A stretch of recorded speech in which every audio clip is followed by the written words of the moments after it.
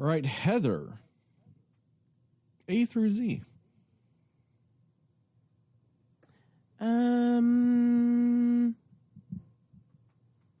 Let's go J. J. Oh man. J.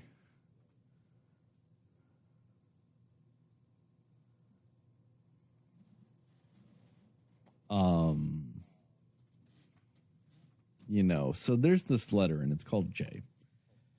And I've got nothing. I can't even think of anything I could remotely tie to that. That's the most impossible letter you could have chose. Uh-oh. There's just nothing conceivable for the letter J. Okay. Well, lucky me then that I picked the one letter.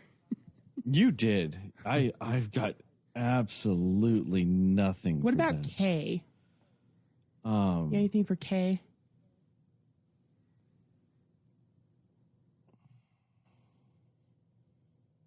K is probably the second most impossible letter. Like, go for one of them easy letters. T. T. Well, what was it, a couple of weeks ago or last week or something like that? Character actor Treat Williams died. Yes, I did hear about that. Mm-hmm. Saw that, yeah. That's a T. Motorcycle accident, I think. Something like that, I believe. What else?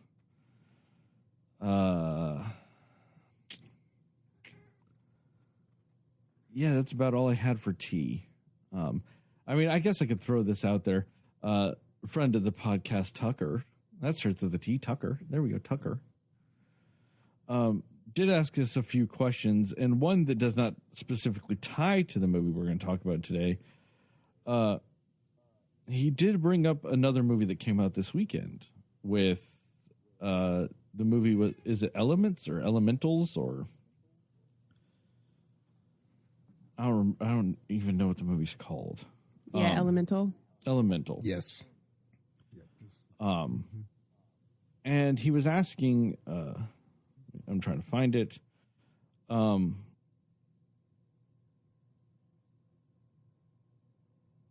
I thought he did. He didn't. Why did I get on that? I think as we were discussing Pixar a little bit earlier. Yeah, but there was something that strictly I thought pointed out this movie.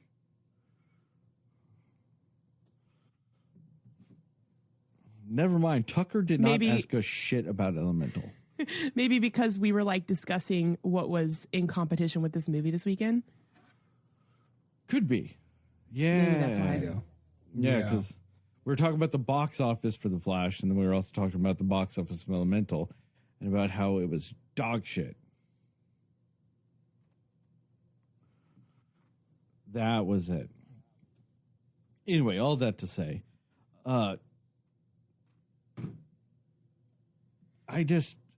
do you guys have any potential theories or what you think possibly might be something that would have led to the box office decline of Pixar's Elemental?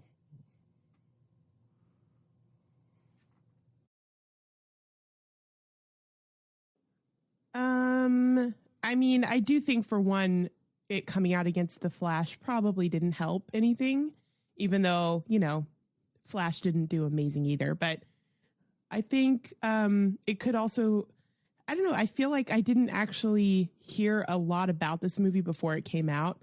Like I heard about it, and then I would say maybe like 3 weeks later is when it came out.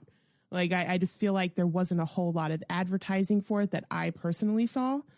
But yeah, I don't know if that might be part of it, or I don't know. Like it almost, when I saw the trailer, it in a way like reminded me of Inside Out, like almost like a ripoff of Inside Out, like the storyline of it and everything. So I don't know if maybe people were like, it just doesn't seem that interesting because we've seen this before. And I don't know. It could be a number of things, but the fact that I feel like I heard about this movie literally right before it came out. So I didn't even remember that it was coming out this weekend because I just feel like I heard so little about it before it came out.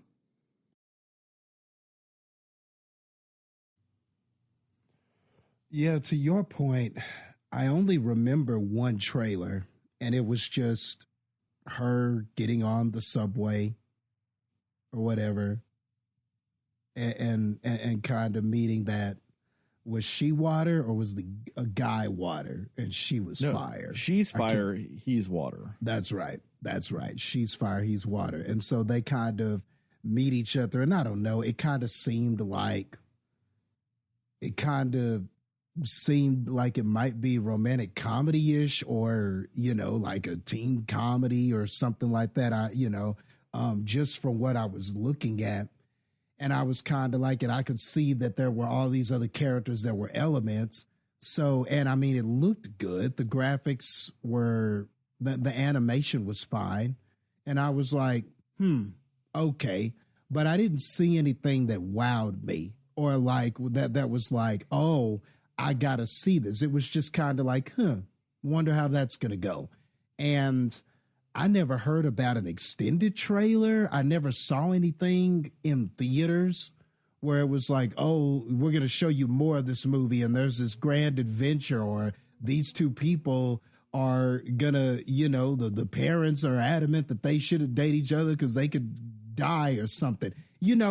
I never saw anything presented that intrigued me more about that story. Like, I got the sense of, okay, opposites attract and things like that. But, normally you see an extended trailer or you see something or there's a buzz about it or something, and it kind of gives you the premise of what the movie is.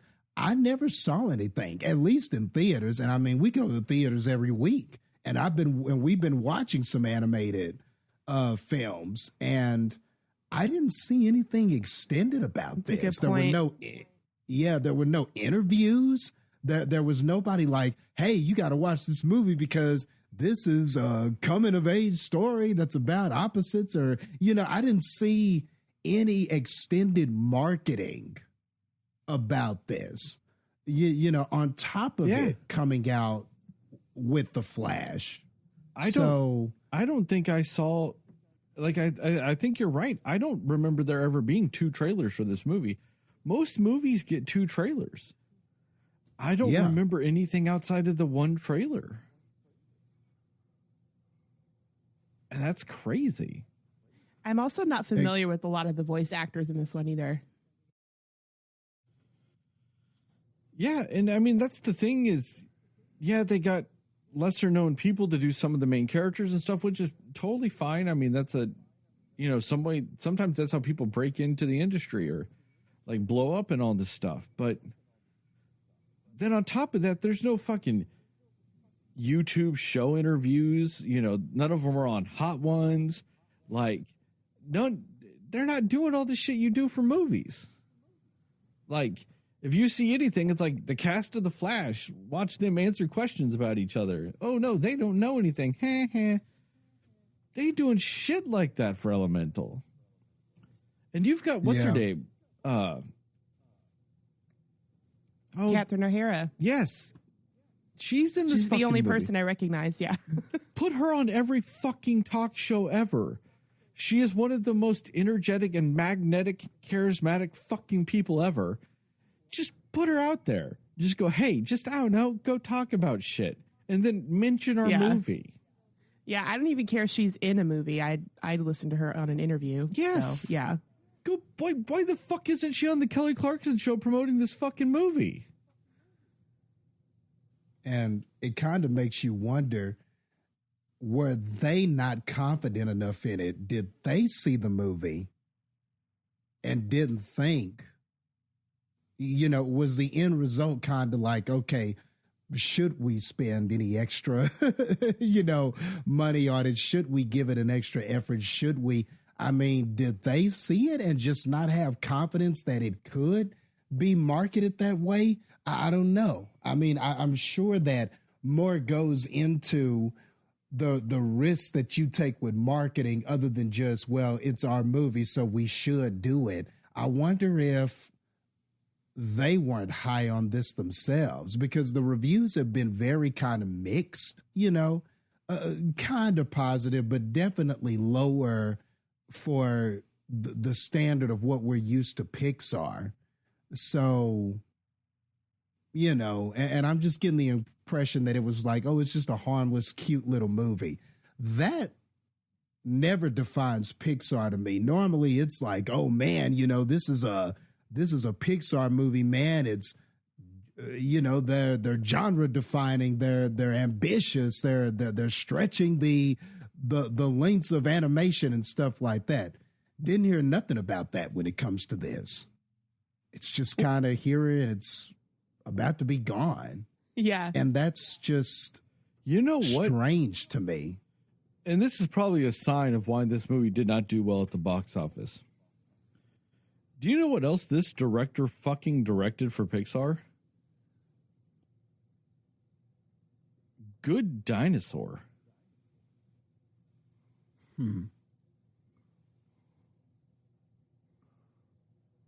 Like, why are you giving that guy another shot? He already lost you so much money. Why are you doing it again? Because I cannot think of a single more forgettable fucking Pixar movie than The Good Dinosaur. It's so forgettable that most people who saw it don't know they did, / also, a lot of people just never knew it existed. So agree. It does not surprise me at all that this movie didn't do that well, now that I know that. I actually know a few people in this movie. Leah Lewis is, I guess, the main fire girl. She plays George on the Nancy Drew show from the CW. Okay. Yeah, I do know her. That's right. And then, what's her name? Wendy McClendon Covey. She's in this. Most people know her from the Goldbergs and Reno 911. She's in this. And yeah, Catherine O'Hara. Outside of that, it's mainly looks like voice acting people. You have some people in here. You could throw in some. You're telling me you couldn't put Catherine O'Hara and Wendy McClendon Covey on a fucking talk show and just let them fucking talk about shit? And it wouldn't drum up interest in your fucking movie? I mean, the thing is it's almost guaranteed now this is a box office failure. This is a $200 million movie. If you go estimated based on what Pixar spends to make movies, this is going to be anywhere from $175 to $200 million to make. It would need to make $350 to $400 million to break even. It made 55 in its opening weekend. It is a guaranteed failure now. Well, I mean, you also look at the surrounding animated movies that have recently come out that it's kind of up against too, of Super Mario Brothers and Across the Spider-Verse, where it's like it's got its competition in the field of the animated or the more maybe family-friendly movies that you could go see. And it's just kind of in a spot of it's going to be forgettable for that reason too. It's mashed between these huge mega animated films that just came out. Yeah. And I do wonder if that ever plays into it, especially when it comes to kids' movies or animated movies. Do they need to be spaced out more, even if they're from your competition? I don't know. Is that a thing? Like, do parents... I mean, because I could see it realistically being a thing. Like, well, we went to the movie last weekend or 2 weekends ago for Spider-Man. We're not going again now. We got other shit to do. We'll go again in fucking July. Well, your movie's not in the theater in July. Like, I mean, I'm just kind of posing that as a theoretical question as to what, or a possibility with this. Because it wouldn't surprise me, because most people I know with kids see the least amount of fucking movies.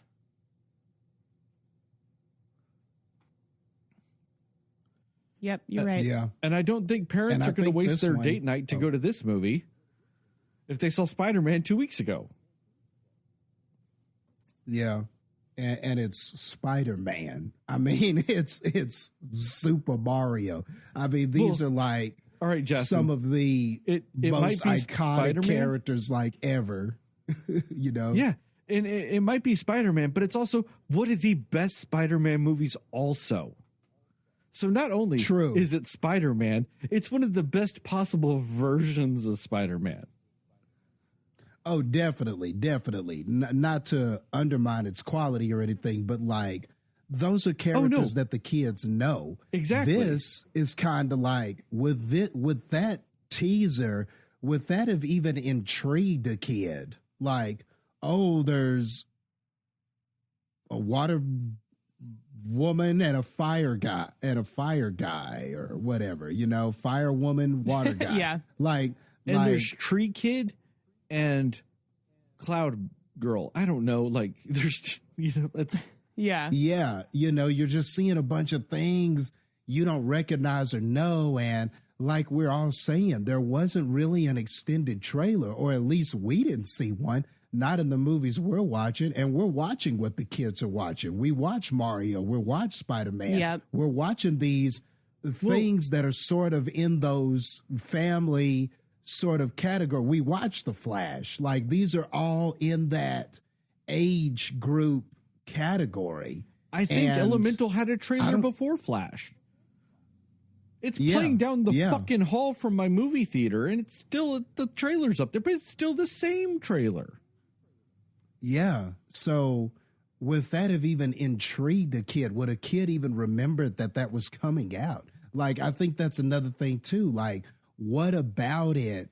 At least I could kind of say that about Strange World. You're seeing, and now that didn't do well, but still, I saw a preview where I was seeing all of these crazy things, and they were in a colorful place, and it looked like they were having some sort of adventure and stuff like that.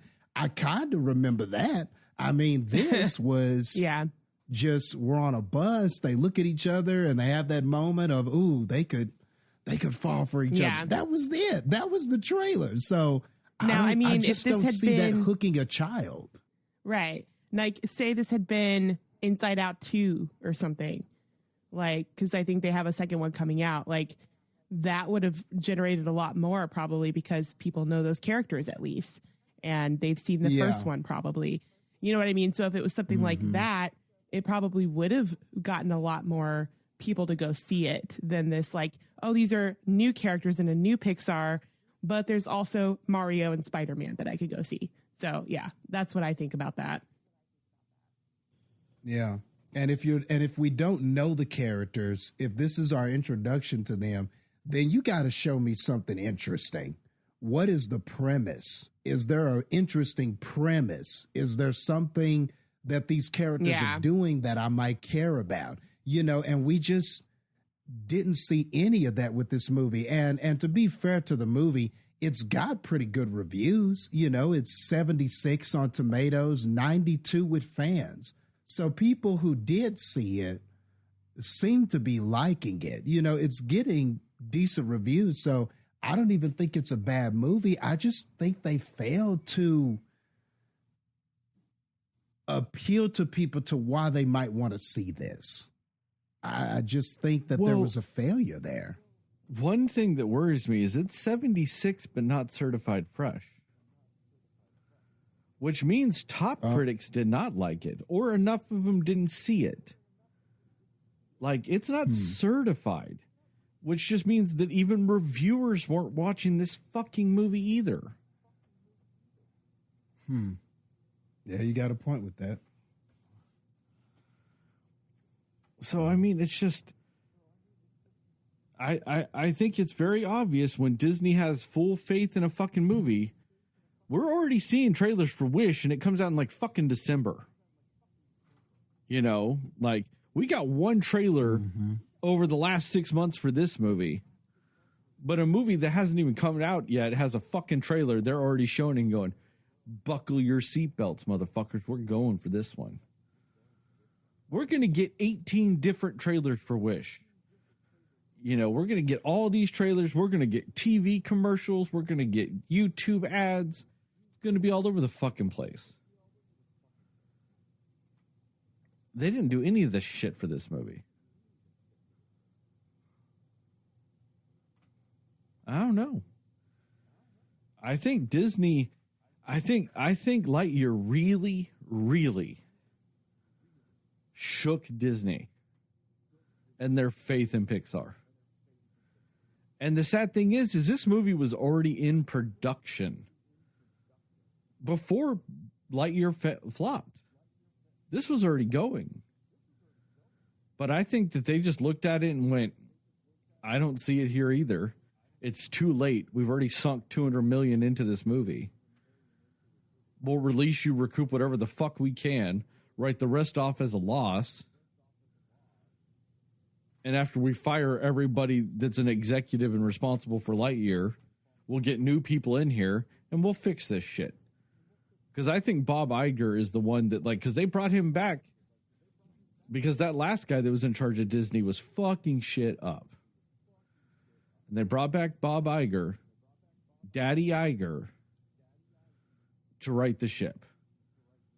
And I think that that's what he's going to do. And I think that he saw this movie. He didn't see it being a big hit. He's like, release it, make what we can. You know?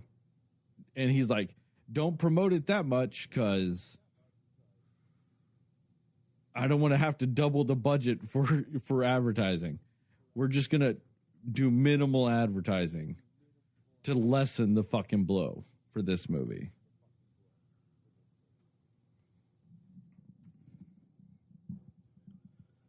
Because I don't know. I mean, like you said, we one trailer, and it's just kind of a trailer. It wasn't particularly long. You don't get a particularly long stint of what the story is actually going to be about necessarily. So yeah, and that's not something you do with kids' movies. You don't make your trailers mysterious.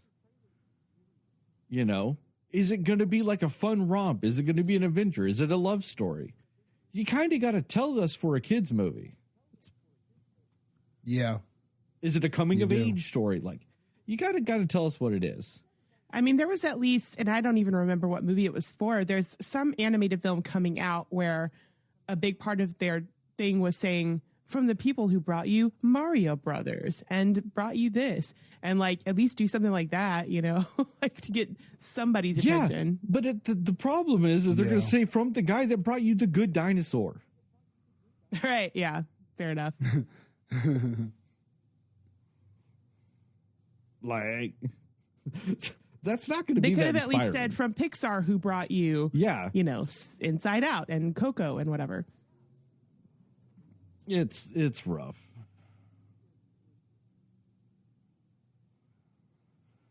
All right, are you guys ready to start the episode? Yeah. Yeah.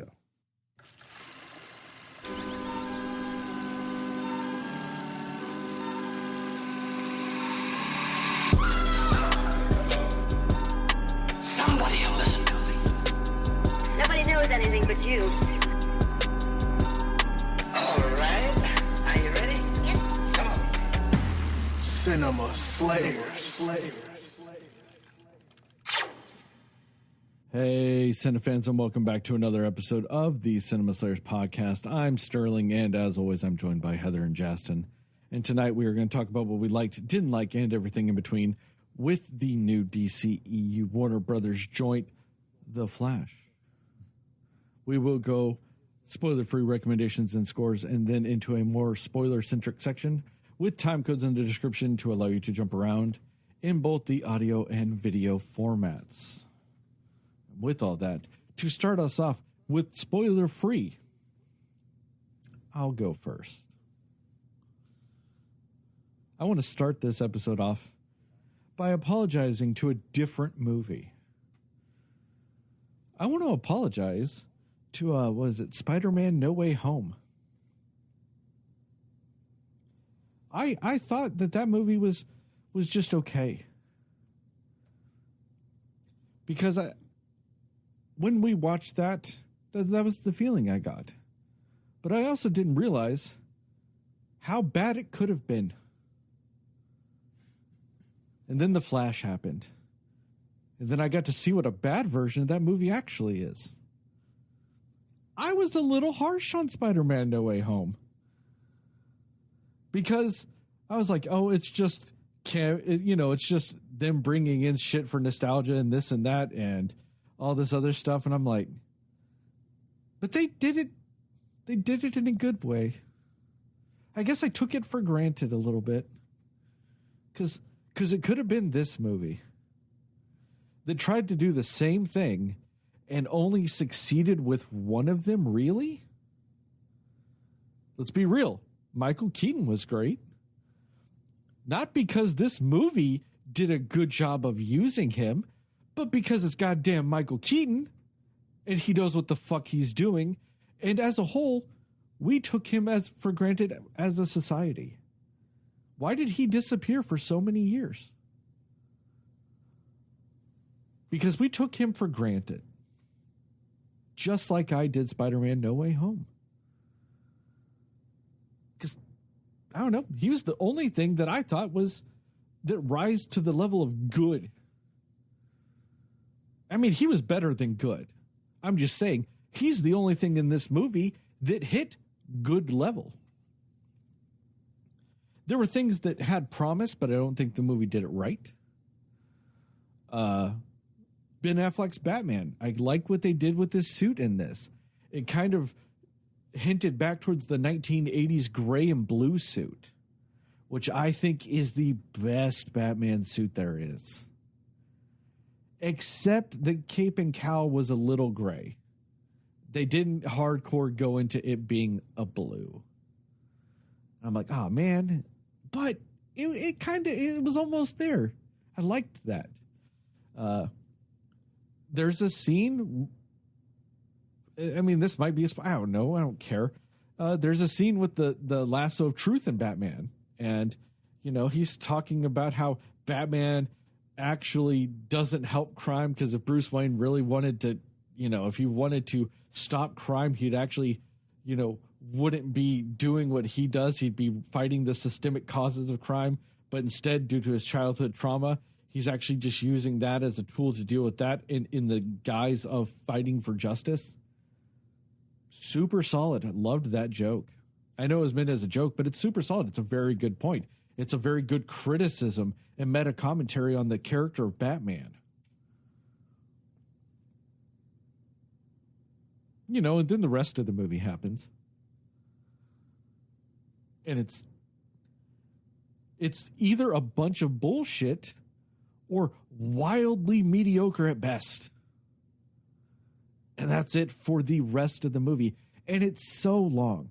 Isn't the official runtime of this movie 924 hours? Jesus Christ, this movie is long. For it being about the fastest fucking character in all of comics, it is the longest and slowest movie that could possibly be imagined. And it's uninteresting. The emotional depth really doesn't land to me. I know a lot of people are saying it's the most emotionally deep comic book movie you'll see and all these things. And I'm like, is it? Is it, though? Ezra Miller saying words whilst having a somewhat sad face, I don't know, doesn't invoke any emotion in me. I know I'm not the best standard bearer when it comes to that, but fuck, it was flat. It never really resonated in any way, shape, or form. You've got some of the weirdest visuals I've seen in a $200 million movie. And I don't mean that in a good way. You can have some good, weird visuals. I mean, Spider-Man Across the Spider-Verse does that with Spider-Punk. That's weird visuals, but it's effective and good and stylistic and obviously intentional. I'm sorry, I don't believe the director when he comes out later and says, no, these shitty visuals, that was intentional. I don't quite buy it in this movie. Because nothing feels like it's got any real art or purpose behind it. And then you have the elephant in the room. You have the Ezra Miller problem. And this movie does nothing to get away from that. 99.95% of this movie has his fucking face on the screen. Because, and this isn't a spoiler, there's two of him. There's fucking two of him. So he's always on the fucking screen. And he's kind of too terrible of a person to get away with that. And Warner Brothers thought they were doing the smart thing by just completely ignoring it. If we just ignore all the terrible fucking things Ezra Miller's done, people will forget about it when they see this movie. And I'm like, oh, it's a 924-hour long fucking advertisement for how much of a garbage person he is. It's bad. I'm kind of glad that the DCEU is dying. Because it needs to. Because the sad thing is this is bad, but it's kind of middle quality for what the fuck they put out. Actually, it might be slightly top tier for what they put out. Because they put too much garbage out there. Of all the movies they've released that are a part of the DCEU, they've got what? 2 movies that are fucking good? With Wonder Woman and fucking Suicide Squad? I know other people might say Zack Snyder's Justice League, but I'm like, yeah, it took him 2 tries to get that, though. So I'm going to deduct points. I didn't like it, but I mean, a lot of people did. I'm still going to say that might be, a slightly lower tier just for the fact that they had to do it twice to get that. Yeah, you can always What about Aquaman? Do you consider Aquaman decent? It's decent. But you're saying good, like... Yes, good. Like, actually, like, good, like, super quality. Okay, yeah. I got you. Of high-quality movies, they've got Wonder Woman and Suicide Squad. The second one, don't get me wrong. They had to get that James Gunn to come in and fix their shit. Didn't you like Birds of Prey? Did you like Birds of Prey? Oh, you're right. That's a good one too. Honestly, I kind of forgot about that because it's so inconsequential to the fucking DCEU. You know what I mean? Like in the end, they fucking did nothing with that either. Unfortunately. No, you're right, Justin. I stand corrected. They had 3. And we're just looking at movies, right? Yeah. We're not looking at Peacemaker. We're not including Peacemaker we're not that would up it a lot if we all were. of their good material. We're just saying out of the movies, they have about 3 really good. Okay, gotcha. And I'm talking about strictly the DCEU. I know I did not like the Batman. With Robert Pattinson. But, that's not DCEU. They've kept that separate, I mean, next tier, you've got Aquaman, and he's kind of by himself with that one. I mean, that's like, even though I didn't like it, that's where I would put Justice League Snyder Cut. I'd put that on the Aquaman level, because like I said, they had to do it twice. You get, how like if you didn't turn in your homework on time, your teachers in high school would have to let you turn it in late for partial credit. I'm kind of doing that with Zack Snyder's Justice League. You're only going to get partial credit because, you got a makeover to do it. And then under that, maybe trying to think of other movies. The next tier I think would be Man of Steel. And then I think it's kind of by itself. I'd then put the next tier, I'd kind of put this and BVS. I think they're kind of on the same tier. And the Whedon Justice League. I put BVS, the Whedon Justice League, and this all right in the next one. And then you get to follow that up with what? Wonder Woman 1984 and the other Suicide Squad. And I'm not going to lie, probably the next Aquaman. You know, the movie that was supposed to come out, a year ago, still have another 6 months till it comes out. And we still haven't even seen a fucking trailer for it. Oh, yeah. It's being Black Widowed. It is. Oh, they're Black Widowing the fuck out of this movie. You know, Warner Brothers has even come out and said, we've officially now ended the DCEU. And now we're going into the James Gunn Gods and Monsters DC universe.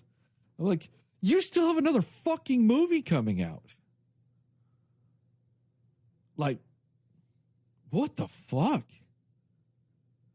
And I think that this movie is just kind of indicative of what the fuck the DC cinematic universe has been.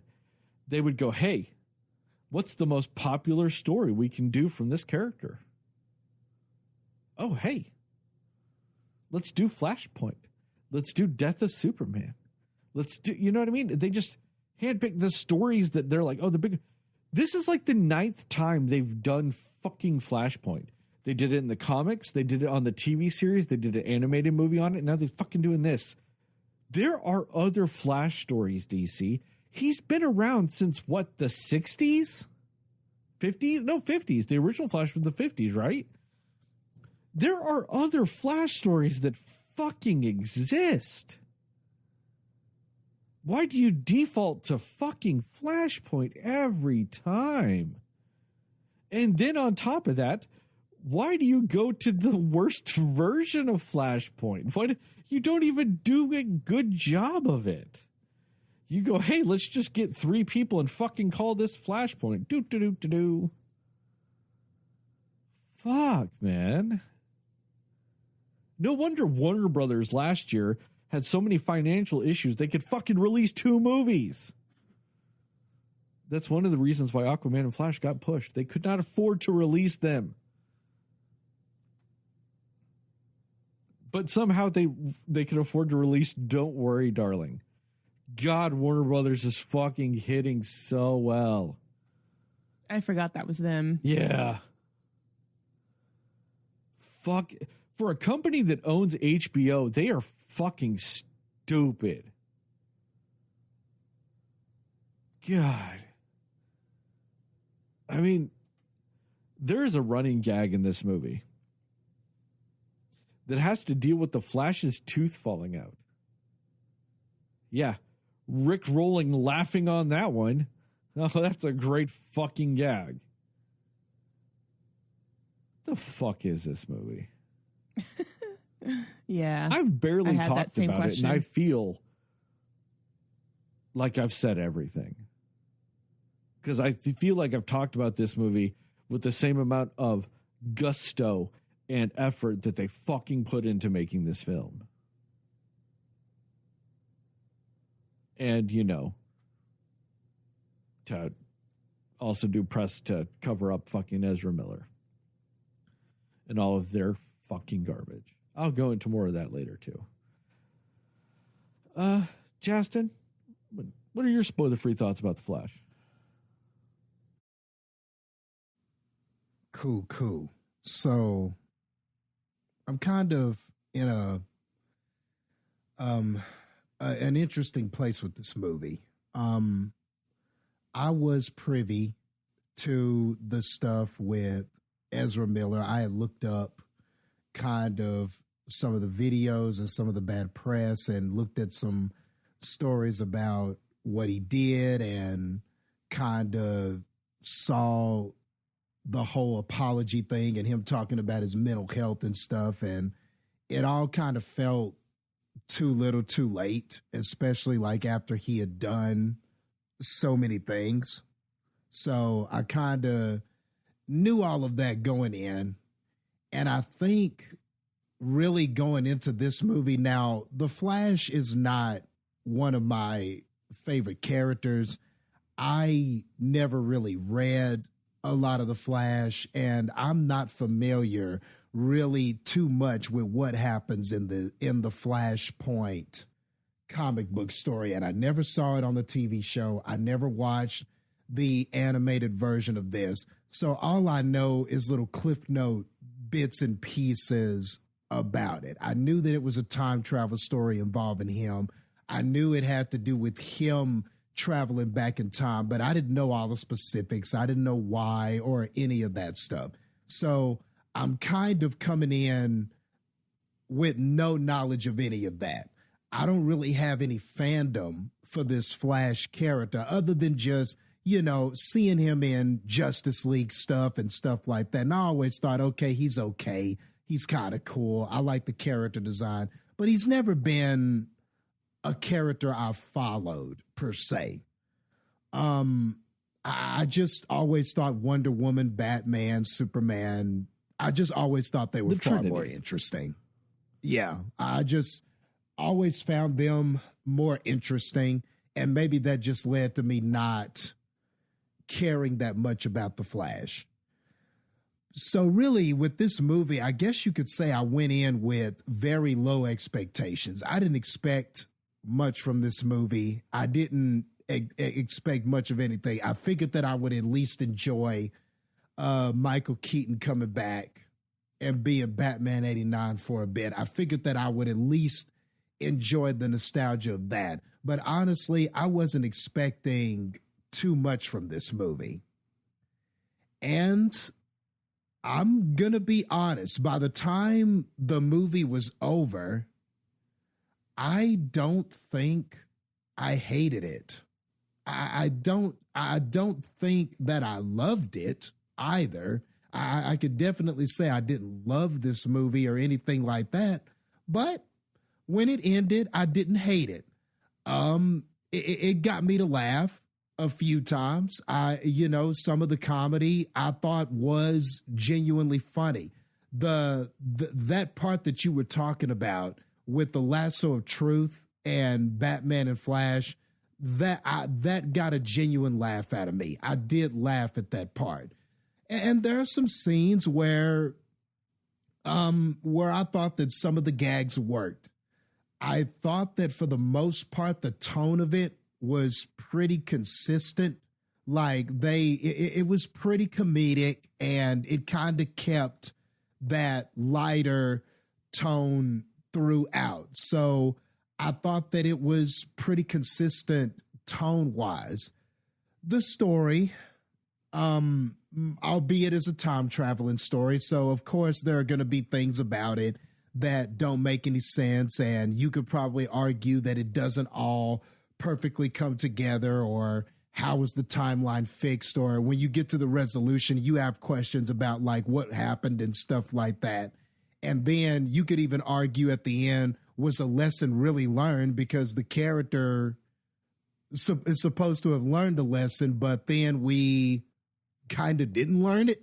So, I mean, there are some narrative problems with this, but I can't say that there were parts that I didn't enjoy. I can't say that there were parts that I didn't laugh at. And overall, some of the cameos they did and some of the nostalgia stuff they did, I thought was kind of cool. I thought some of it did work for me. So overall, I guess, I ended with, I think there was more of this that I liked than what I hated. And I mean, I got to give it to Ezra Miller.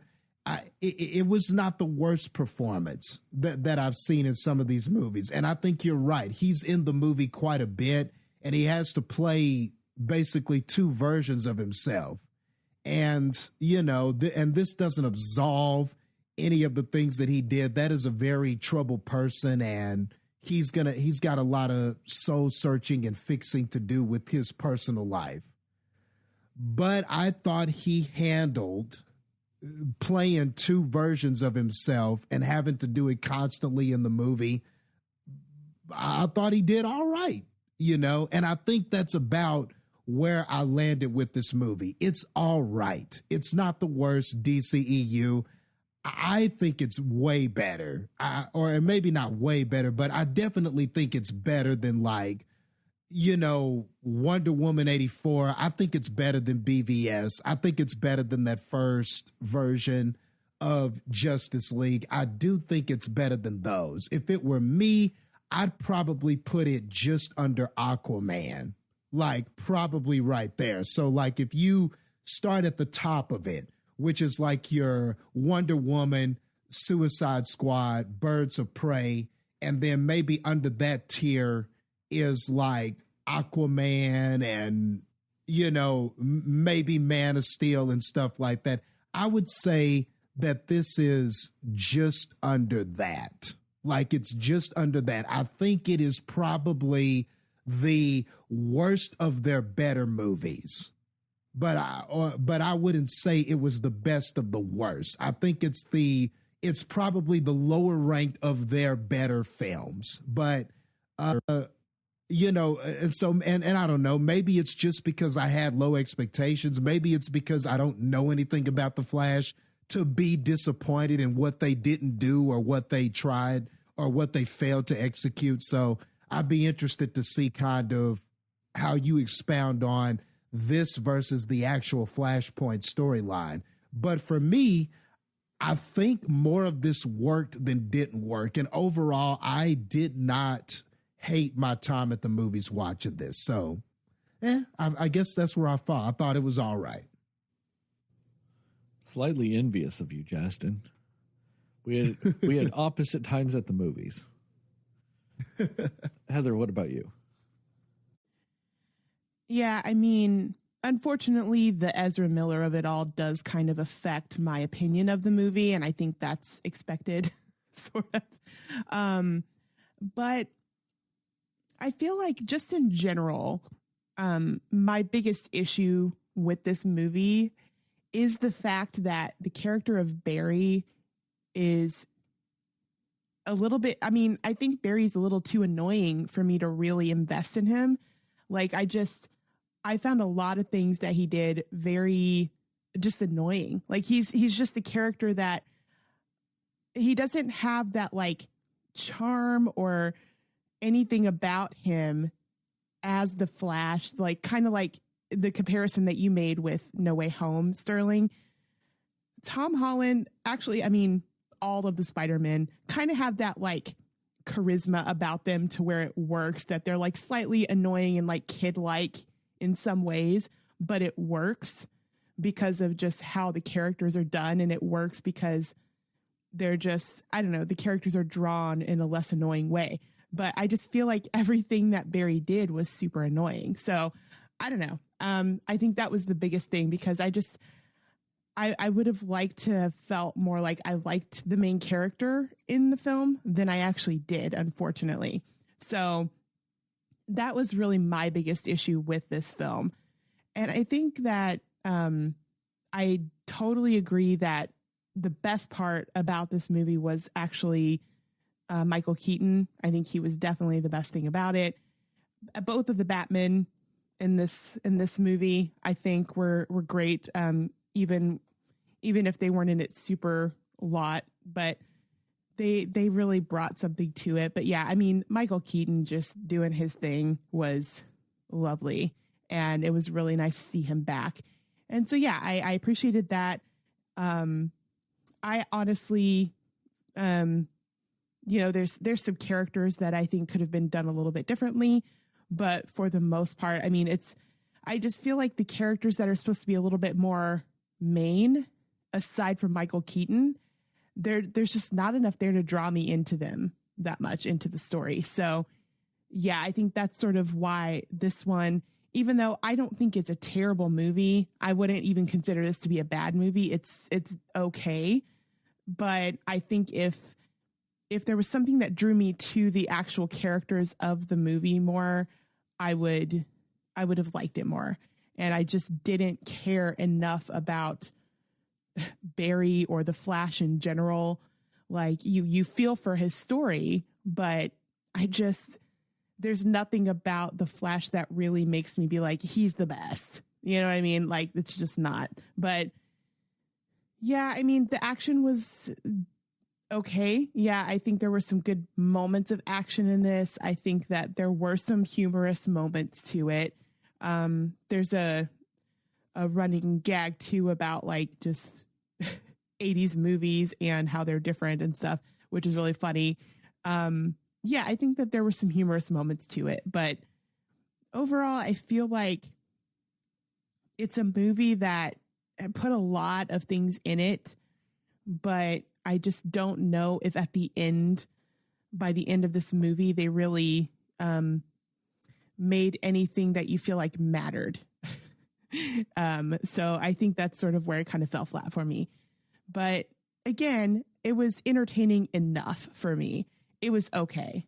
Not bad, but again, not the best. So yeah, it was fine. It was a fine movie.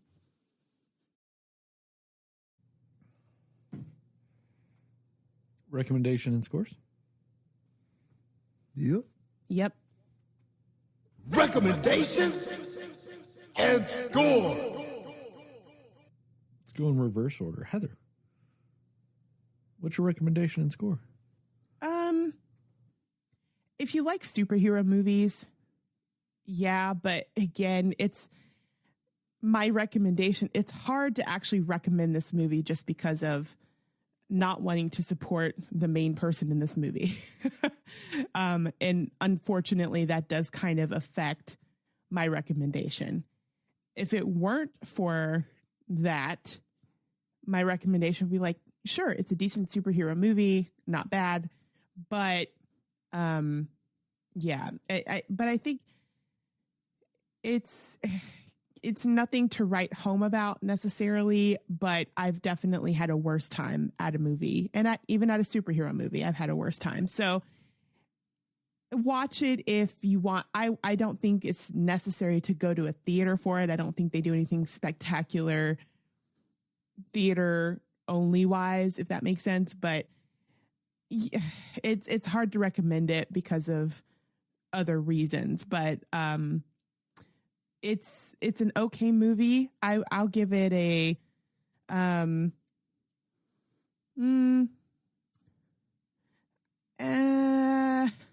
oh gosh, this is hard to score this one. I'm deducting a few points for it just because of my expectations of it and everything, but I think I'll give it a 69. I know that blew Sterling away. I'll give it a 69 catching falling babies in a microwave out of 100. Jastin, what about you?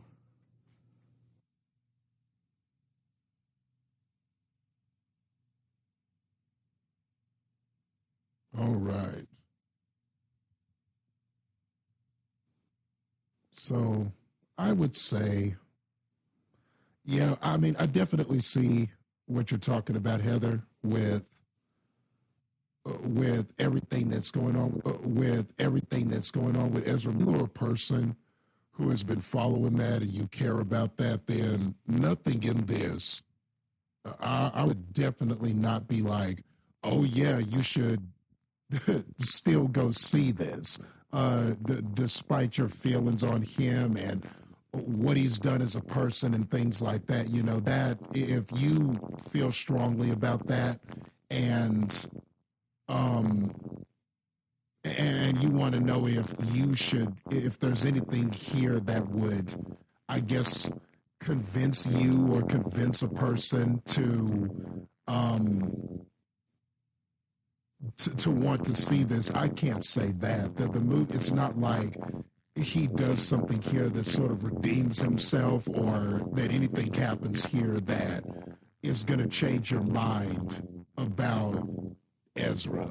So, in that spirit, I just, if that is your issue, then I can't really recommend it. You're not going to see anything here that's going to change your mind about Miller. As a movie, I thought it was, like I said, it's all right. It was entertaining enough. There were enough good performances, and there were enough funny moments to where I think that it's at least fun enough to be tolerable and just a decent time at the movies. I think I could at least say that. You'll have an okay time. Is it worth going and spending your money on? No. Is it worth going and seeing despite all the bad press?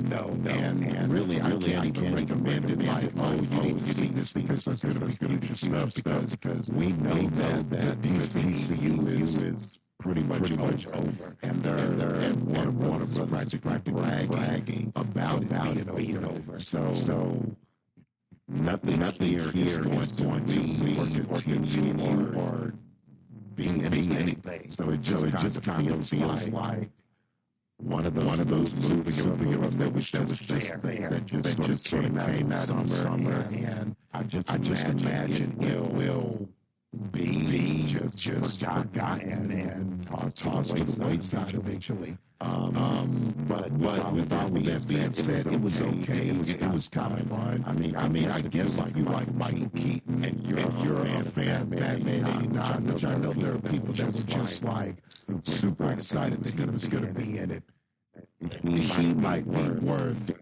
seeing it. Even if you care nothing about Flash, just to see him be Batman one last time. If this is the last time, it might be worth it just to see what Michael Keaton does with Batman one last time. And like y'all said, nobody else was stand out or anything, or all the other characters. I mean, I think all the other characters besides Miller were okay. It's just that some of them we didn't get much of them. We didn't get much development with them. So it's just like, well, they look kind of cool, or I don't mind the acting I'm seeing, but the story the material just didn't give them much. So like Michael Shannon and people like that they're fine, they're cool, but they just don't get much in this story. The movie has a focus on the Flashes in this, on our Flash people. So everybody else just kind of gets sacrificed for that. So I don't know, man. Take it for what you will. It doesn't seem like very many people are watching this anyway. So I don't even know if it's enjoyable enough to win people over. It's definitely not that good. So it'll probably just remain where it is. It'll exist. It'll be there.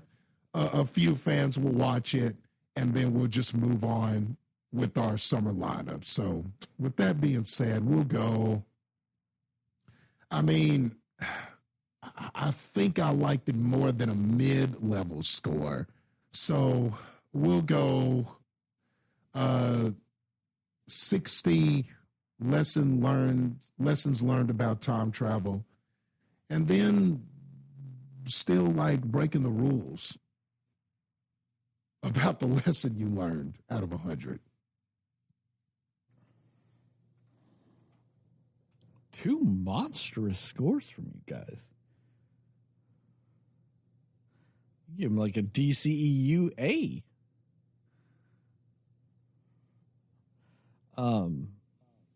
I don't recommend this. If it's on HBO Max, like it will eventually be, sure.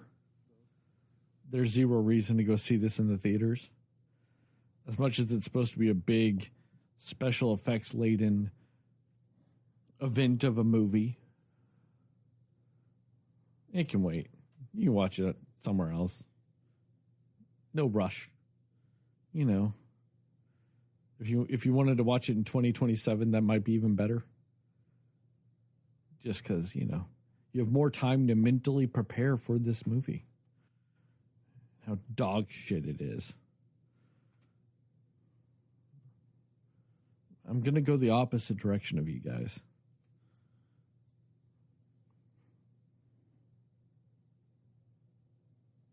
$29. 29 pieces of random Kryptonian metal stuck in you as you go back in time over and over again, collecting it until it is a piece of armor out of 100. So that would make its official Cinescore, God, an ungodly high 53. It's monumentously high. Spoilers? Yeah. Yep. Spoilers. All right, first and foremost, a few things. Little history on Ezra Miller, for those that don't know. The first thing would be around the time the first Justice League came out. I want to say the Whedon cut, somewhere around there. Ezra Miller just straight up choked a woman to the ground in like Norway or something like that. Just grabbed her by the throat and choked her as she went to the ground. That was fantastic, and that was also caught on camera. You can watch that video if you were so inclined to see how big of a piece of shit he is. After that, Ezra Miller kind of laid low for a little while. Didn't do anything until after they were in 2 shitty Harry Potter movies. And then they went and attacked some people at a bar, broke into somebody's house, was sending suggestive messages to an underage girl. All of those fantastic things. I think there was another thing with a bar in there too, where he attacked somebody or threw a chair or something like that. Just all of that awesome shit that one does. Wow. I didn't hear about the underage girl. I heard about the bar thing. Yeah. And I heard about some sort of like assault. Yeah. He was thing. living with some I didn't hear people about that. and they told him to get the fuck out. And he was like, no, and started going apeshit and started destroying their fucking house. Yeah. It's considered a break-in at that point because he wasn't supposed to be there anymore at that point. Yeah, fantastic. No, the story of when they were messaging an underage girl, it was somebody he was living with in Hawaii, or they were living with in Hawaii, and it was their daughter. Like, he was just paying to live at their house, and they were, just messaging their underage daughter. Now, she was, I think, 16 or 17 at the time. It's legally borderline at best. Morally, there's all kinds of, other implications in it. But legally speaking, it was borderline at best. The girl denies it, of course, and just says, they were looking out for her. The mother, on the other hand, who said that she had read the messages, was like, no, that's not what was going on at all. That it was very much screaming a, grooming type of situation. Because the mother had stopped them from wanting to have contact anymore. Had tried to stop them from having contact anymore. And they were doing, still talking behind the mother's back. And they were, and Ezra was like, hey, but we got to keep this our little secret. So when you're talking to somebody that's borderline underage and you're like, hey, we need to keep this our little secret. I didn't hear about that. It's not typically because you were doing outstanding citizen things. Wow. Type of stuff. You know, I don't know all the details. I don't think anybody does. I don't think anybody ever will. But do we know why they attacked that woman at the bar? Or was there like a reason for it? The one in Norway?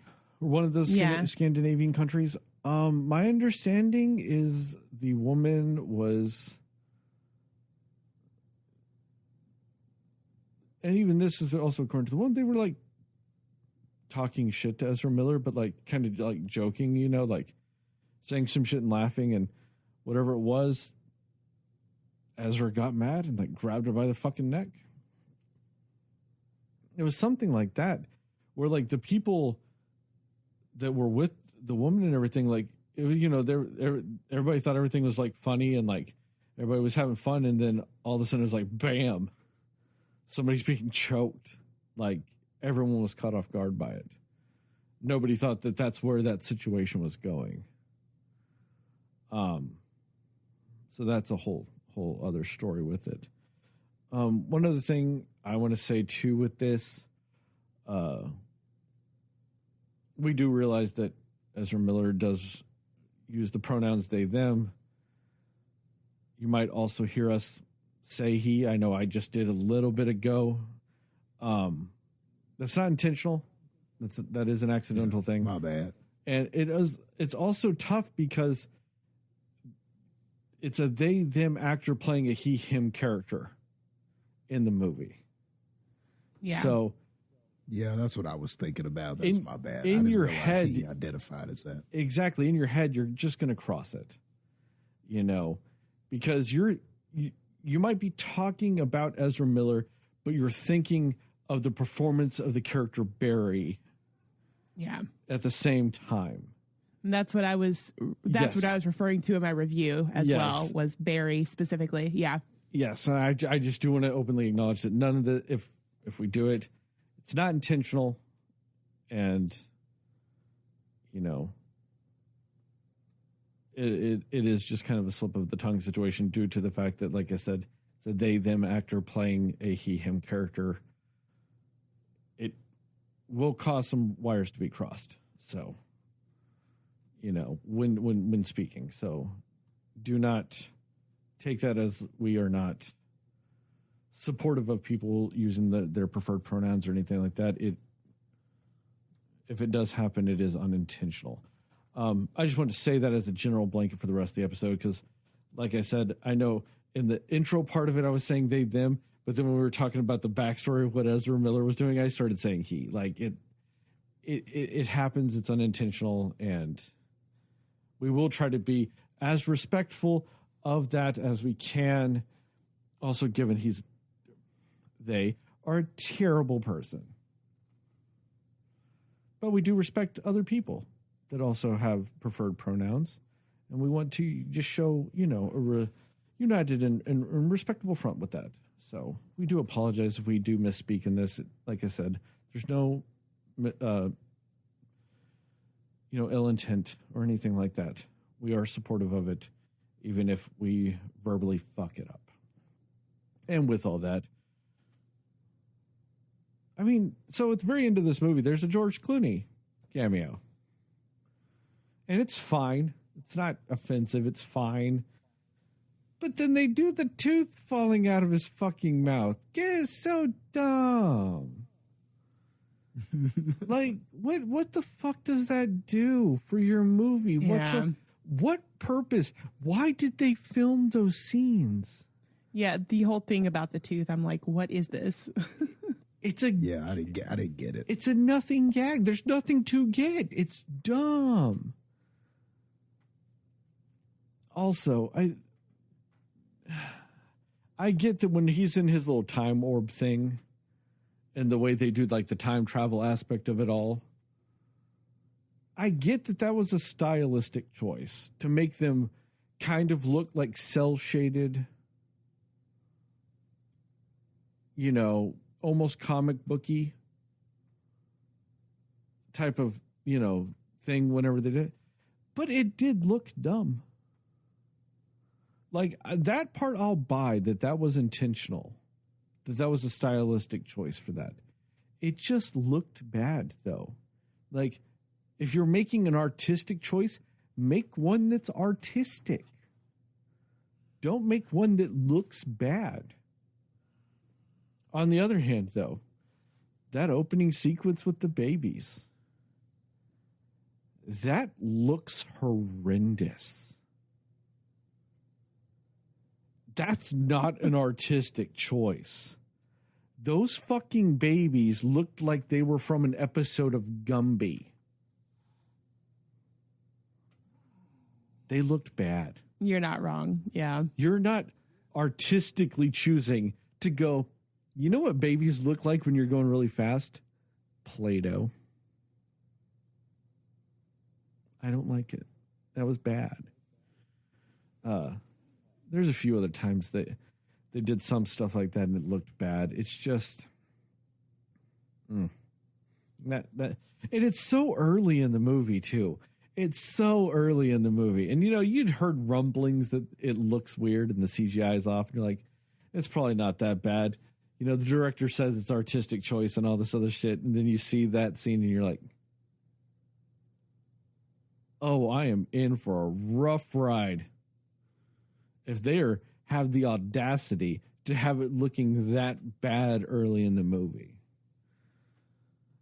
Oh, that was horrific. And then, like I said, that the time travel mechanic, that looked bad also. Like I said, I'll give them the benefit of the doubt on that. It looked bad. There's a Nicolas Cage cameo in this movie. For those that don't know, Nicolas Cage was going to play Superman. And Superman Lives. There's even a costume test and all that stuff. And that's what they designed it on, was his that picture of him with the long hair and he's wearing the Superman suit. They designed it off of that. And then they crossed that with a script that Kevin Smith wrote that had Superman fighting a giant spider. Because the producer specifically requested a gigantic spider fight. So they combined those two versions of Superman that we never actually got but kind of exist in our imaginations. We got to see it. And you want to know how this movie fucks it up? Did you know, and I just found this out recently, Nicolas Cage actually filmed scenes with him in the Superman costume for this movie. And they went, interesting. We shouldn't use the live action Nicolas Cage that we have right in front of us right now doing this. We need to make it look like shit like all these other ones. So let's do that and reanimate on top of it with the shitty filter. What a fucking waste. And to me, it's just very indicative of this movie. I mean, hey, why are you also going back to the George Reeves Superman? And also a Flash that I think... Christopher Reeves, you mean? No, the other one. Isn't his name George Reeves? Yeah, George Reeves, the black and white one. They go to the black and white Superman. Oh, okay. I thought his name was Christopher Reeves. No. Christopher Reeves is also in it. As the other Superman. I see. The black and white one was George Reeves. That's who Ben Affleck played in Hollywoodland. Gotcha. Okay. Yes. My bad. I forgot that was his name. Yes. And then Christopher Reeves is in it with what's her name as Supergirl. Both of them looking like adult people that are covered in Play-Doh. I'll say that they looked better than the babies, but they still had a hint of Play-Doh to them. Then, they tack on Adam West just, because they can. And I'm like, just so they can peek into these other universes. And I'm like, And to me, that's like a version, and like some of that is like a version of what they did to me in Spider-Man No Way Home. It's just like, hey, guys, you remember all these Batman and Superman that you liked in the past? Look at them now again in our movie. It's kind of like what I thought they did with, the Spider people. When they're like, hey, guys, you remember Tobey Maguire and Andrew Garfield? You liked them as Spider-Man. Here they are again. Yeah, like our movie. Oh, but they did it way better in that. And like I said, I am super sorry to that movie. Like literally just earlier today, I'm scrolling around on TikTok as I'm one to do. And they had that little scene where, they accidentally summoned the Andrew Garfield Spider-Man. She's like, do the spider thing. She's like, do you have the tingle? Yeah. And he's like, I've got the tingle. And then she throws the bread at him. And he's like, I don't have a tingle for bread. And I'm like looking at that and I'm like, Yeah. that was a good scene. Why was I so hard on it? And then I'm scrolling around on TikTok and then they showed the scene like another, because, you watch one thing that TikTok goes, oh, we're going to show you all of this now ever. And, they showed the scene where they're all talking about the web shooters. I'm like, that was a good scene too. The Flash did not do this well. They just kind of have poorly animated versions of people that are mostly dead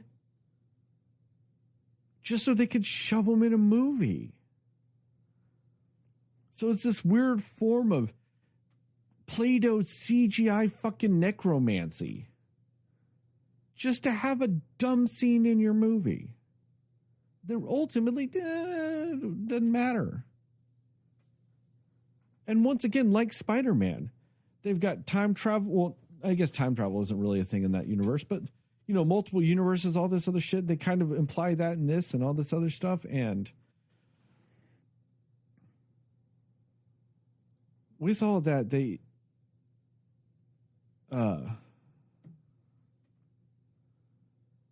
you get to the fact that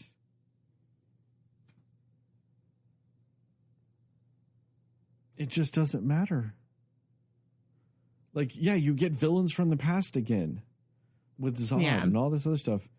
When ultimately the villain is himself.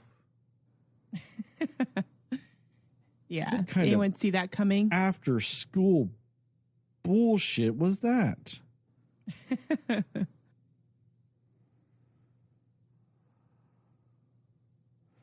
Yeah, I was kind of wondering why, like, in the moment when, like, he's in the, Flash thing and he's, like, going through time or whatever, and he sees the thing and it knocks him down or whatever, knocks him into a specific time, like, why didn't Barry mention that to other Barry? Like, he didn't even say a word about it. I think it's just because he didn't know what it was. Like, and there are things like that in the comics. You've got Reverse Flash. You've got, what's his name? Zoom. You've got, these characters that kind of live or manipulate the Speed Force and all this other stuff. And I think that they were kind of implying that. I think that they were originally planning for that to be a villain later. And I think because they're scrapping this universe, they kind of have to. They had to make it Barry in this to kind of resolve that story. Because I do think that was almost meant to be Reverse Flash. And I'm not the largest of Flash fans, but I do love Reverse Flash. Reverse Flash is a villain that is petty to a degree that I respect. In the it's very recent in the comics, but in general, it's more or less recognized that Reverse Flash is the one that went back in time to kill Barry's mom because he wants the tragedy to make the Flash to be better. And but it's also he's petty to the degree of like, oh, I went back in time and moved your table so you stubbed your toe on it when you were 6. Haha, fuck you. Oh, he's fucking glorious like that. He's like, every bad thing that has ever happened to you in your entire life was me going back in time and fucking with you. Wow. Like, God, I love that level of villainy. You've got all the powers of the Flash, and all you do is just go around and fucking with the guy his entire life. Oh, that's fucking fantastic. Like, if you're going to have a villain have the same powers your superhero does, you know, so they're like, oh, it's this, but like, oh, I love that. It's just chef's kiss. Glorious. But I mean, yeah, Michael Shannon's in this. Kinda. I mean, I felt like they just kind of took outtakes from Man of Steel and just, you know, photoshopped some other people into it. Like, and then you have Michael Keaton, Batman, somehow, holding his own against, what's his name, Ursa or whatever the fuck the big Kryptonian is?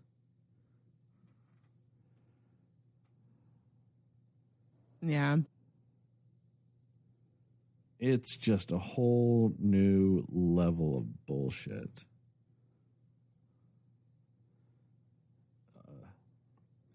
But I mean, with all this, like, the Barry Allen character, I get that the whole point is that one of them is more mature because they've been living in a world where their mom died and, you know, they've had superpowers and they had to do the great power, great responsibility bullshit. And then you have the one that's just like a perpetual stoner kid. But at what point while they're filming this and everybody's on set, like, people had to be annoyed, right? Because the way they did that dynamic was so annoying. Yeah. And honestly, too, when you're looking at it, when they're both on screen at the same time and they're looking at you, the one that's further back than the other one is the one that is digitally replaced. Mm-hmm. And it's so fucking obvious. Yeah. But that's all I'm going to say for now. Jastin, what are your spoilery thoughts about this movie? Okay. Well, I definitely agree with what you were saying about the CGI. To me, that's the weakest element of this movie is the CGI. I was going to say some of the exact same things that you said. That baby scene at the beginning, some of that looks really, really shoddy. The time travel effects, yeah, there were definitely some things. I was even watching it with a friend, and I was like, this CGI looks bad. Like, I mean, we even kind of made a comment mid-movie about the CGI looking bad. Like, for me, that was the weakest element of this movie. Also, this is just kind of a nitpick or a pet peeve, I guess. I don't really like the way Flash's run is depicted. I don't like how he sort of waves his arms, and it looks weird when he waves his arms and it's all doing the slow, but he's supposed to be fast, but his body's moving. Like, I get what it's supposed to be, but I don't know. I just felt like he ran weird. I was like, who runs like this? And I get he's a superhero and he's got super speed and all of that good stuff, but I don't know. I just found his run to look weird. I was just like, I just kept thinking in my head, just run like an Olympian or something. Like, just run with your hands. You know, I don't know. He just looks weird the way the way his arms are waving as he's running. I don't know. It just looked so weird. Or maybe it was the slow, but it was the slow motion of what was happening with the special effects, but we know that he's going fast. I don't know. Something about that just bothered me. The visual of that just bothered me. So, but anyway, I digress. Yeah, I would say that the CGI was definitely subpar in this movie. And part of it probably just is because they know this isn't going to lead to any sequels. They know that this really isn't going anywhere. So they're just like, it looks all right. It looks good enough. We'll just release it on that. And honestly, it definitely needed to be better.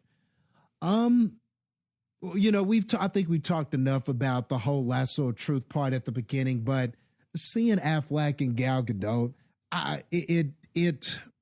that was a very fun beginning. And honestly, I missed them the rest of this movie. It really sucked that there wasn't a way to kind of, you know, incorporate them somehow at the end of this. And I get that this is a Flash movie. I get that this is Barry's story, but I don't know. I really missed them when they weren't in the movie. And those little moments at the beginning just sort of reminded me of why I liked them so much. And I was like, damn, man, it sucks that this is, and I knew sitting there watching it, I was like, man, this is probably the only scenes I'm going to get with these guys. And that sucks. I really like them. And so for a moment, I just kind of had a bad thought, like, man, I'm going to miss them, and that sucks.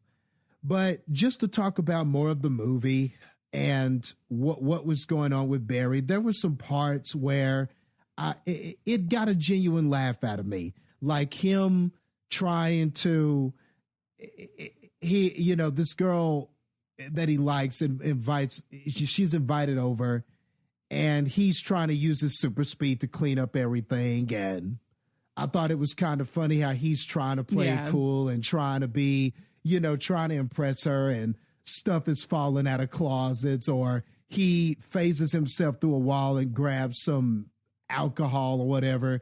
And then because of the phasing effect, right when he opens it, it just sprays out all over him and stuff like that.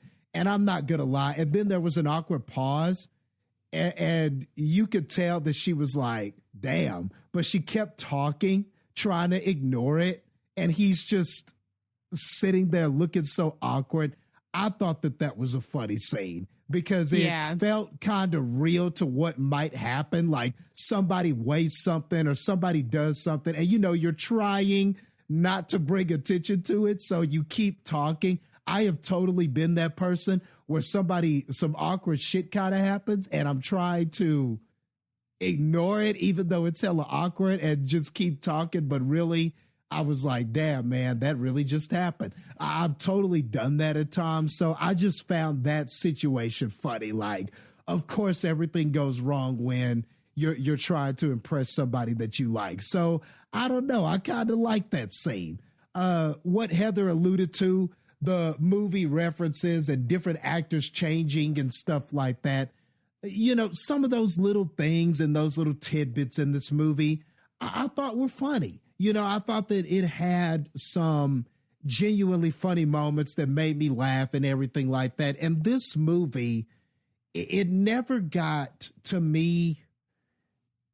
It never drastically changed its tone to where it was like, hey, this is super serious and you need to take everything serious that's happening and stuff like that. I felt like there was a tonal integrity, if you will. It was kind of this funny throughout, kind of lighthearted story.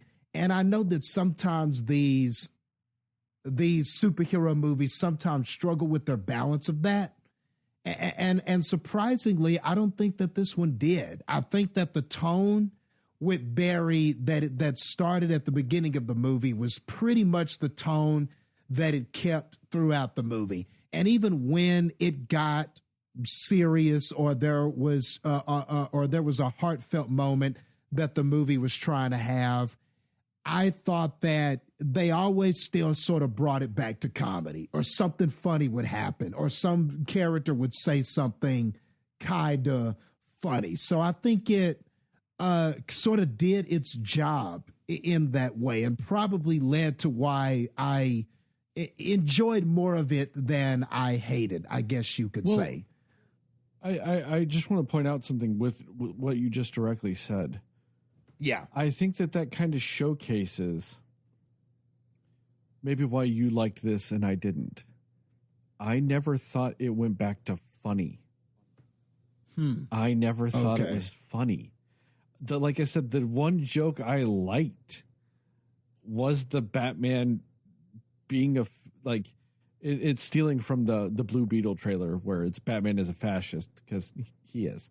But yeah, when Batman's like, I'm the problem with Gotham because I do all this bullshit and attack poor people, and instead of, fighting the systemic reasons that crime exists and all this other stuff.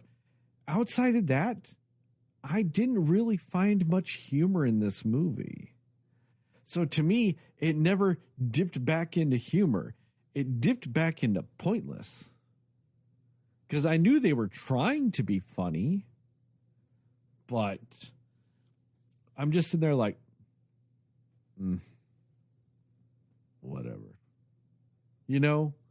Like it kind of, I think that really kind of does, like temper, how much you like this movie. If you think it's funny, I could see where you would get more benefit from those scenes and maybe enjoy it a lot more than I did, where I was curmudgeonly sitting there like an old man just going, this isn't fucking funny. Okay. I see. Yeah. And comedy is such a, is such like a selective medium. It's so very subjective. up to, it's very subjective. It's so up to interpretation and stuff like that. So I think because this is a more comedic superhero movie, a lot of it rides on that. A lot of it is a gamble to, are you going to find this funny and comedic? And yeah, I could totally see your enjoyment being based on whether you laughed at any of the scenes or not, because constantly that's what it's trying to do. That's what the baby in the microwave and all that stuff was about. That's what the whole awkward stuff is about with Barry. That's what the whole thing with the girl he liked was about. The scenes with him and younger version Barry, where he's trying to tell him all these things, but younger Barry is annoying and won't listen to him and stuff like that.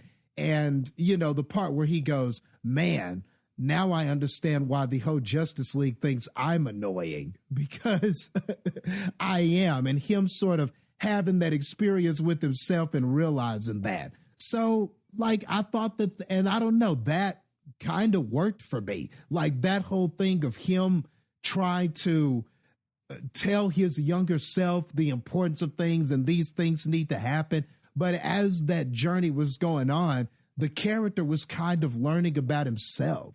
So I didn't think the story was that bad in that way. I think that when you look at it as a character journey, it hit those beats, I thought, pretty effectively. And then whenever Michael Keaton is in the movie and he gets to do his thing and what he's doing, I thought he had some funny moments too. Like when he first meets up with Barry, or whenever he's kind of doing the explanation about the multiverse and he's using spaghetti as a metaphor for the multiverse and stuff like that. I think Michael Keaton was just great in this. He was the movie was I thought doing okay, but then when he got there, I thought that things really stepped up when Batman 89 got involved. I really enjoyed the fight scene with him when they went to where Supergirl was being held, that Russian rocket compound. That was a great action scene. Might have been the best one in the movie, was just that scene with him and him knocking out those henchmen and stuff like that. So I liked all of that.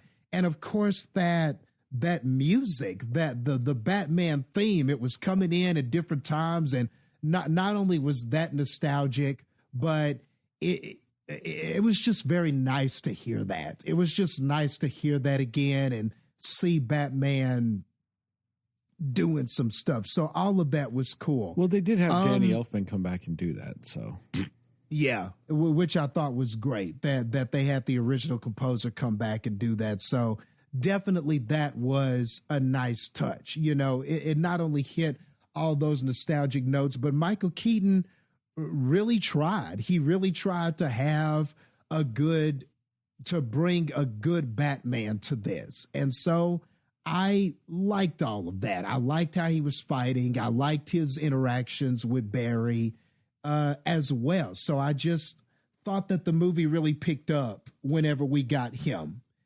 And Sasha Cale, who plays Kara in this, Supergirl, I like her.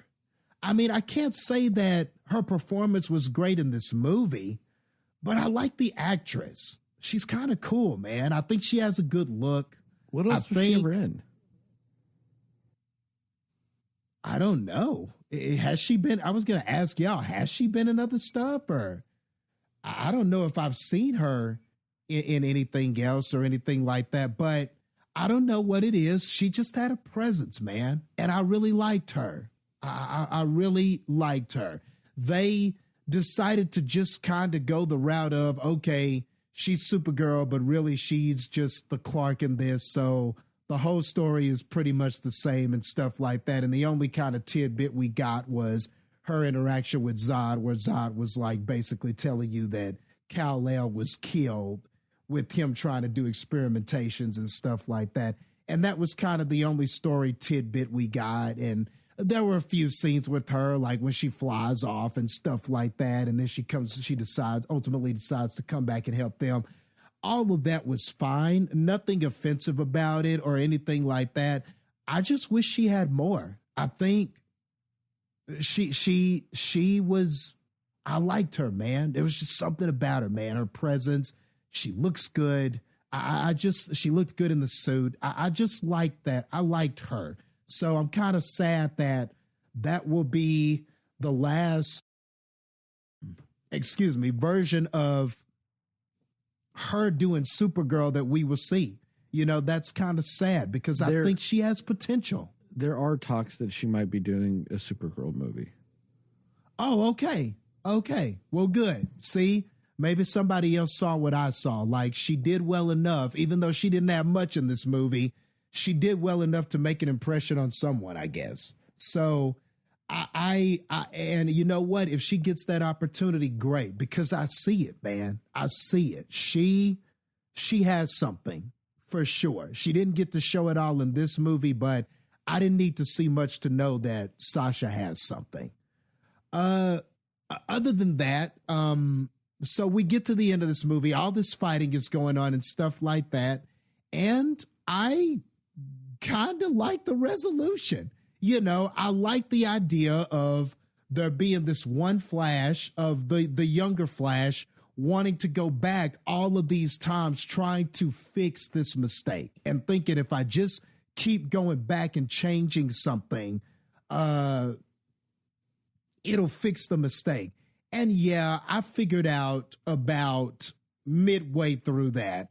You know, I mean, right when you see him coming back all these times and these blades are accumulating, which I get that that's a bit silly, these blades just accumulating each time. And yeah, you could sit there and pick that apart and ask, how did that happen? But I did like this idea of the other Flash thinking of the younger, inexperienced, kind of bright-eyed Flash thinking that he could just go back and fix this problem. And him sort of doing repeatedly what our Flash thought that he could do at the beginning of this premise. All of that I thought was pretty solid storytelling. And then just this idea that he sort of became the villain within the time travel, so to speak. And yeah, I saw it coming. I figured it out. Oh, okay, he's the one who punched the Flash earlier in the movie when we saw this armored thing punch him when he was time traveling at the beginning. I put two and two together and was like, okay, that's him. But I totally agree with you, Sterling. I don't know much about the Flash, but I do know who the Reverse Flash is. And I almost thought that whenever he gave Barry back the original costume, and he was starting to use Batman's suit and make his own costume. I totally thought it was going to be yellow with some red. And I was like, oh, is he going to do, are they going to do like the Reverse Flash thing? And they didn't. And I was like, damn. So even I thought that was coming. That's a missed opportunity to have the Barry from this universe be your Reverse Flash.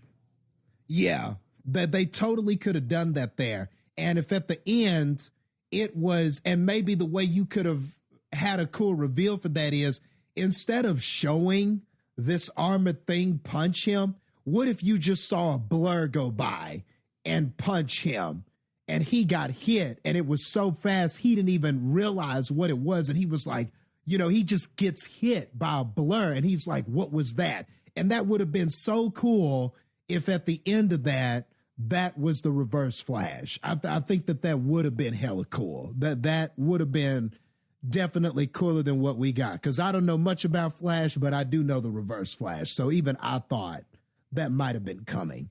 But I did like overall, I mean, yes, the execution was not the best, but I like the idea of it. I like the fact that we were going back and forth trying to fix it.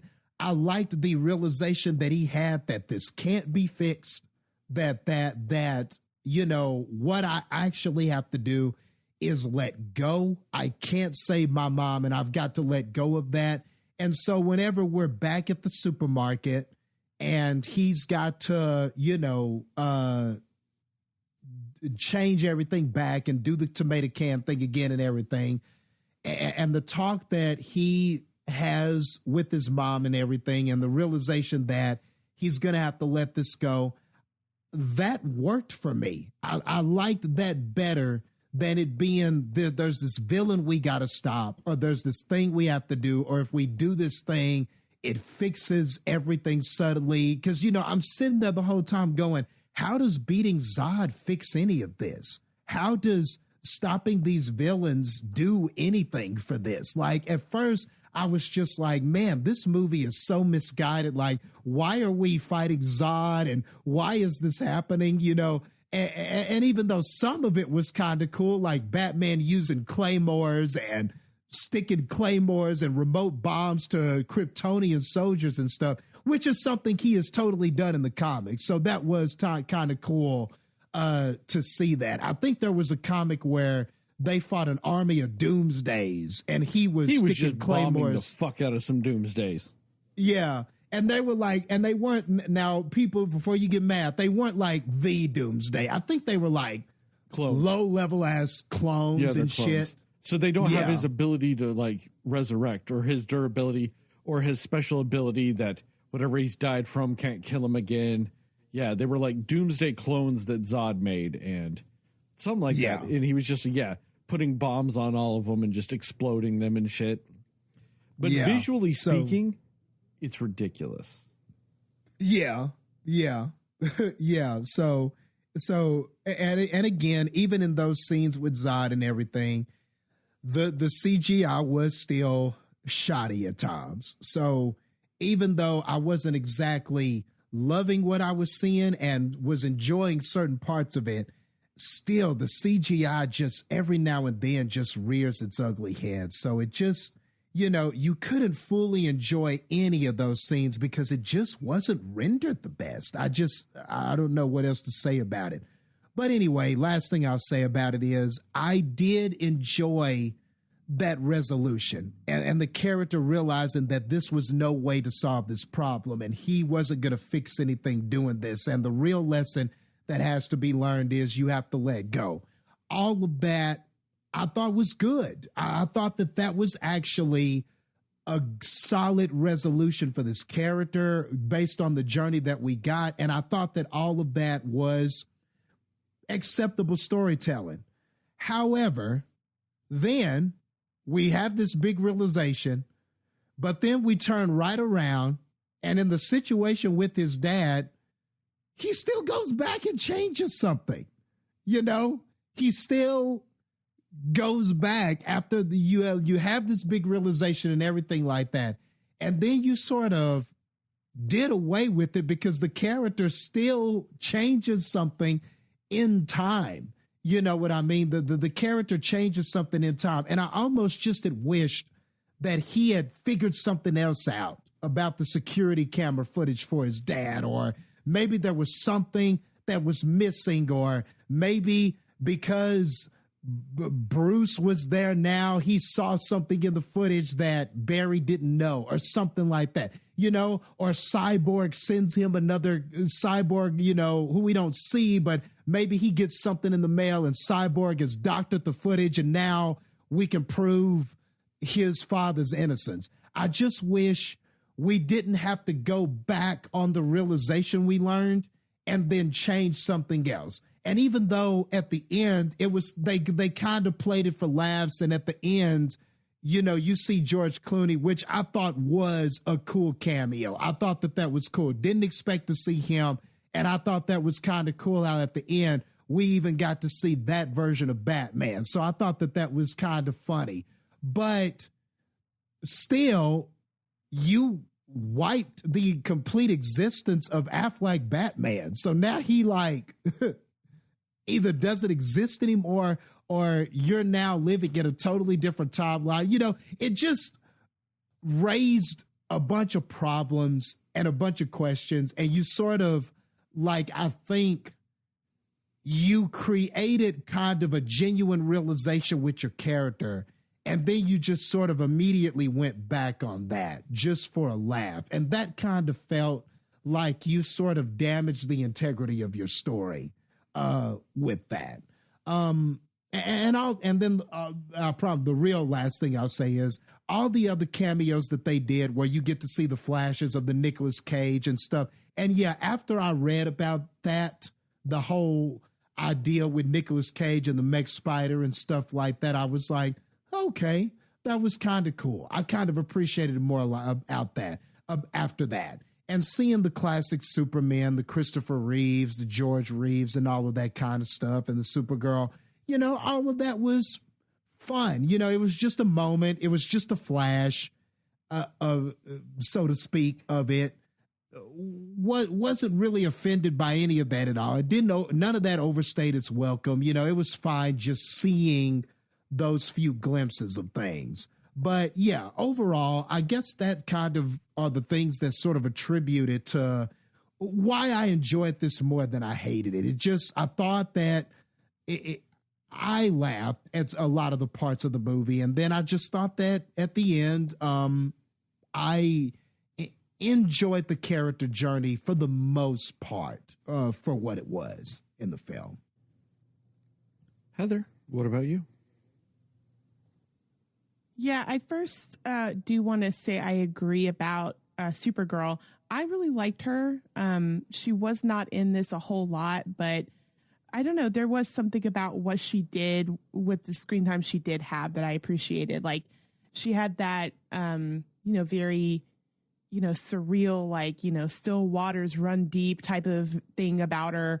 And she just had this like urgency and this earnestness about her performance, and I really liked it. So I agree. I think that she was a good addition, but also to that point, we could have used more of her because there was this whole thing about we got to go rescue her, we got to go save her, and all of this. And then, she helps save them. She helps them get to where they need to be and all of that. And then it's almost like it doesn't matter, which is kind of a bummer.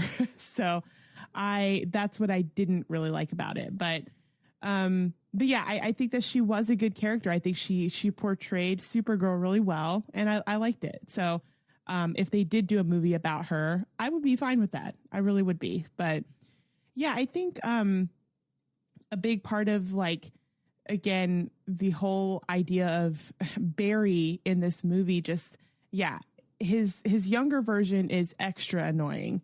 But his like, even his like more adult version is still kind of annoying. And, you just feel like he's just so, I don't know what the word would be, like just so frazzled all the time. And when he's talking, when he's doing anything, and just a very anxious ridden person. And that's fine because I could be an anxious ridden person, but it's just the way that, you know, he talks to people and the way that his mentality when he's like that is just very, like, it's hard to root for him sometimes. You know what I mean? It's just one of those things that was a big problem for me throughout a lot of this movie. Now, I do like the idea in general of just the ripples that our actions can cause. And one small change to something we've done can completely change the course of something else. I think that's a really cool concept. I do think that there were moments that I liked what they did with it, like with the whole, just the can of tomato sauce or whatever, or the can of tomatoes. That's the only thing that you got to change. There's not too much interaction there. It's just a quick, like, put it in her basket and we're good. Like, the idea of, you know, that, like, being like, okay, nothing like that should change anything and whatever, but it still did. And it was just interesting because, you know, you really don't think about how, you know, we think, oh yeah, if we change the one thing, everything would be so much better. But it's like, in reality, would it be? You know what I mean? So I liked the idea of that with this movie. And yeah, you do feel for Barry with the whole story about his mom's death and, you know, his dad being framed for it. And that's a compelling story in and of itself. But it just, not that it didn't feel like the stakes were that high, but it just felt like I kind of agree with Sterling. Like, the emotional pull of the movie needed to be a little bit more, because I'll be honest, like, the trailer for this movie was amazing. And the trailer itself actually pulled a little bit more emotion out of me than the movie in general did, just because they put all of the good moments of the emotion in the trailer, I feel like. So yeah, I think that it could have just had a little bit more, you just feel the weight of what's actually happened a little bit more than we did. I would have liked that. And I also would have liked more Batfleck. I really like him as Batman. I think he was good here. He was in it so little, but even the small amount of time that he's there, he has a presence about him. And he's very, just, there's something about him as the Bruce Wayne side and all of that. And yeah, his whole thing with Wonder Woman was really funny. Although I just think it's I'm not sure how I feel yet about these random Gal Gadot cameos and everything lately. It feels like she's had so many back to back, and like she had that cameo in Shazam. She had the cameo here. She had the cameo in Fast. Like, she's just cameoing all over the place right now. So, you know, and it's fine, I think, but it's just, I'm not sure what they're doing with that. Like, she doesn't have enough of in the story for you to feel like it matters that she made that cameo. It's just that they wanted her to be there. It feels like, more than anything else, you know, but, yeah, I think, again, yeah, Michael Keaton was definitely the best thing about this movie. And he brought more of the emotional range than anybody else did, I think.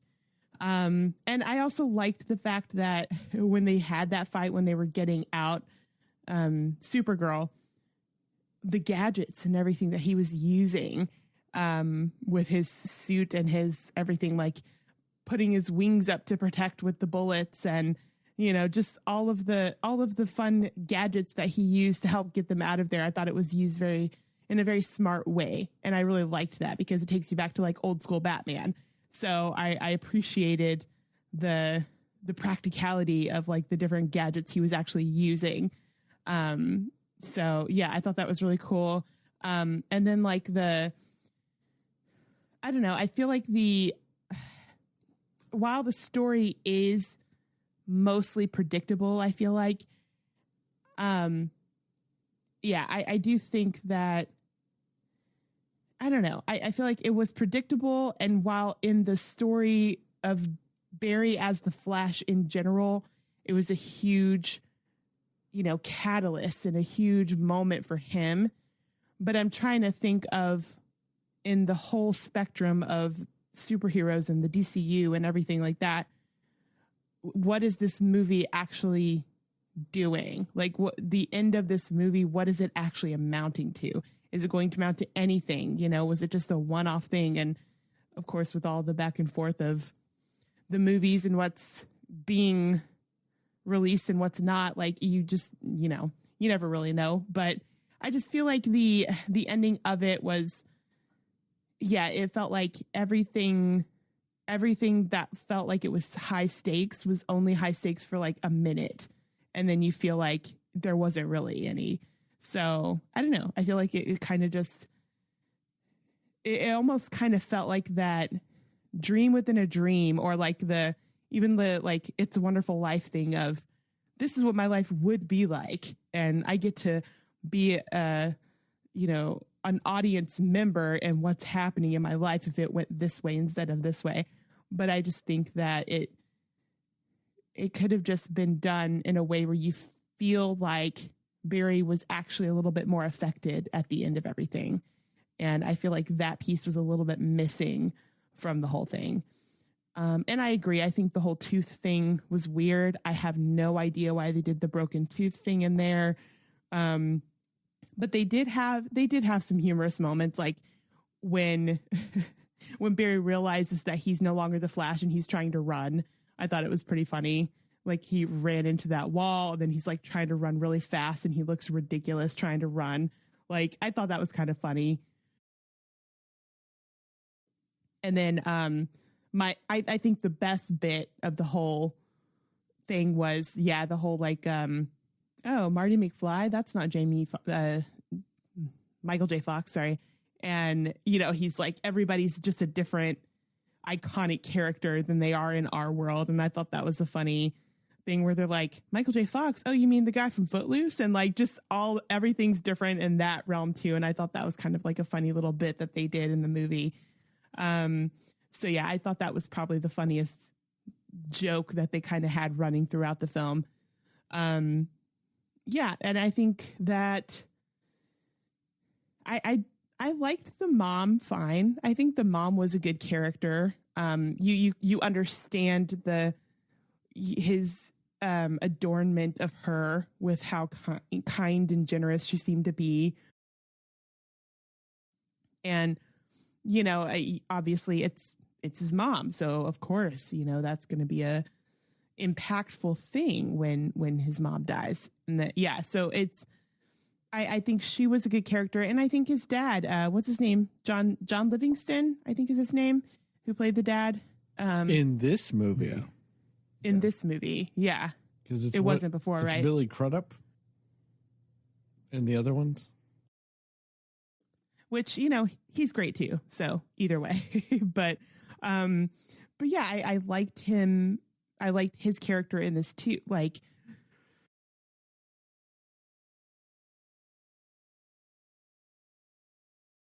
I liked his character a lot too, and you just kind of see these, like, the reason why Barry is so just like has such high praise for his parents in this movie. So yeah, I don't know. I think it was entertaining enough, but it just wasn't anything.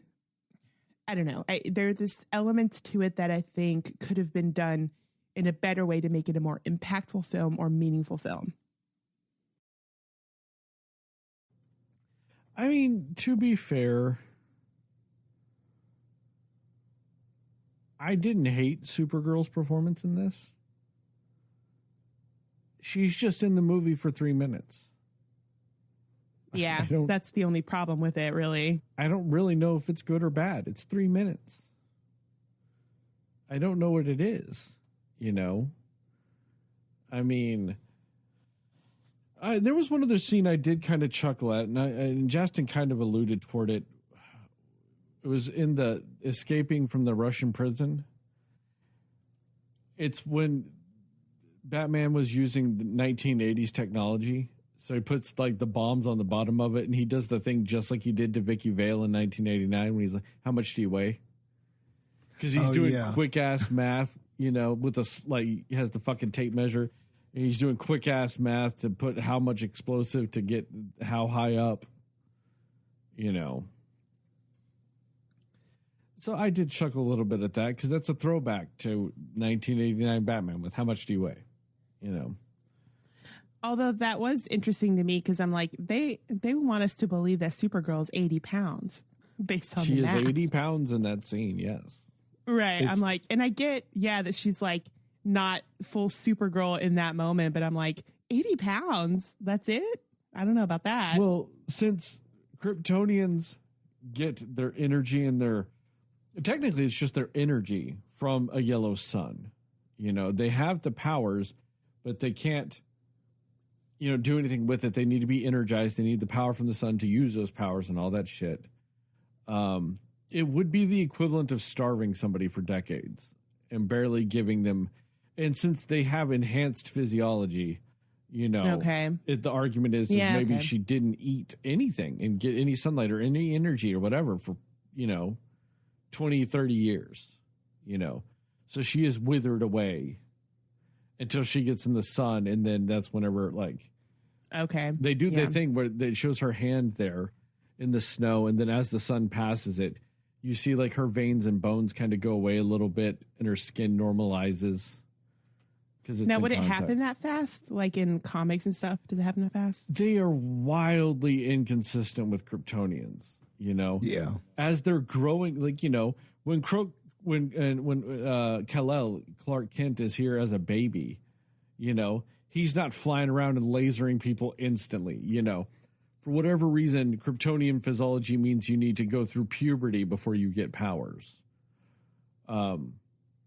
But they've done that with the Kryptonian kids and all this other stuff.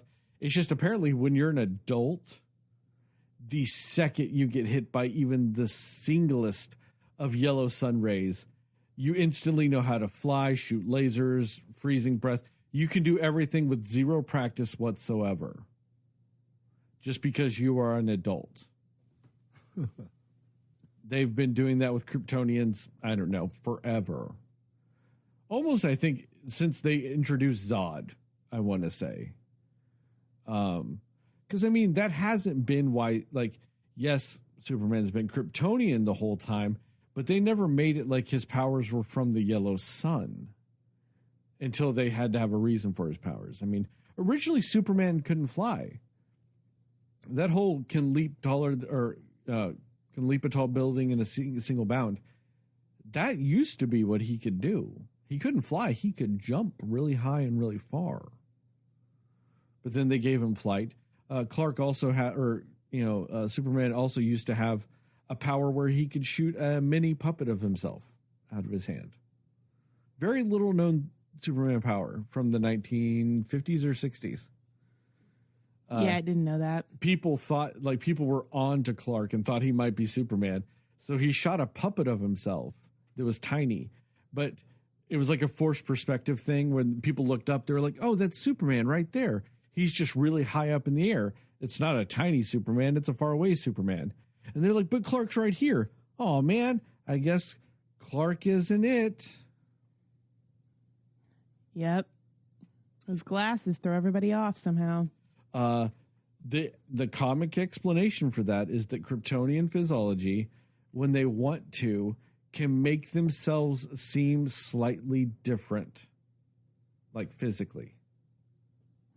Okay. So when people look at Clark Kent, the Kryptonian physiology literally means they do not see him as we do in the comics. They're not seeing the same person.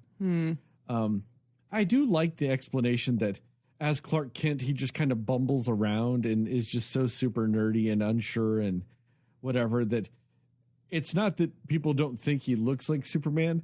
They just don't conceive how such a bumbling idiot could be Superman. Yeah. It messes with people's perception that way. But yes, comic book speaking, his Kryptonian physiology fucks with your eyeballs. I see. Okay. Comics. Sure. They be comicking. Comics be comicking. Yep. Yeah. Well, they be giving Superman stuff all the time. He is notorious for just suddenly having a new power or just suddenly being able to do something. Yeah. Or there being a new kryptonite or man, he is notorious for just suddenly having some shit that he needs to win the situation. Like anytime they do like a versus battle, who would win out of him and somebody else? That's what a lot of people wind up saying, is that really Superman is kind of a limitless character. You know, he has pushed the earth before. You know, he freaking, I think, stuck something to a chain and stuck it on earth and then was pulling earth or something like that, which would just cause all kinds of catastrophic damage if you just pushed the earth. But, you know, he did it and he saved the world. I want to say there was another comic where him and Wonder Woman lifted a book and the book weighed infinity or some shit like that. Like there's just these crazy things that he does. And go ahead. There's a version of Superman that went and lived on the surface of the sun and came back gold. I mean, yeah.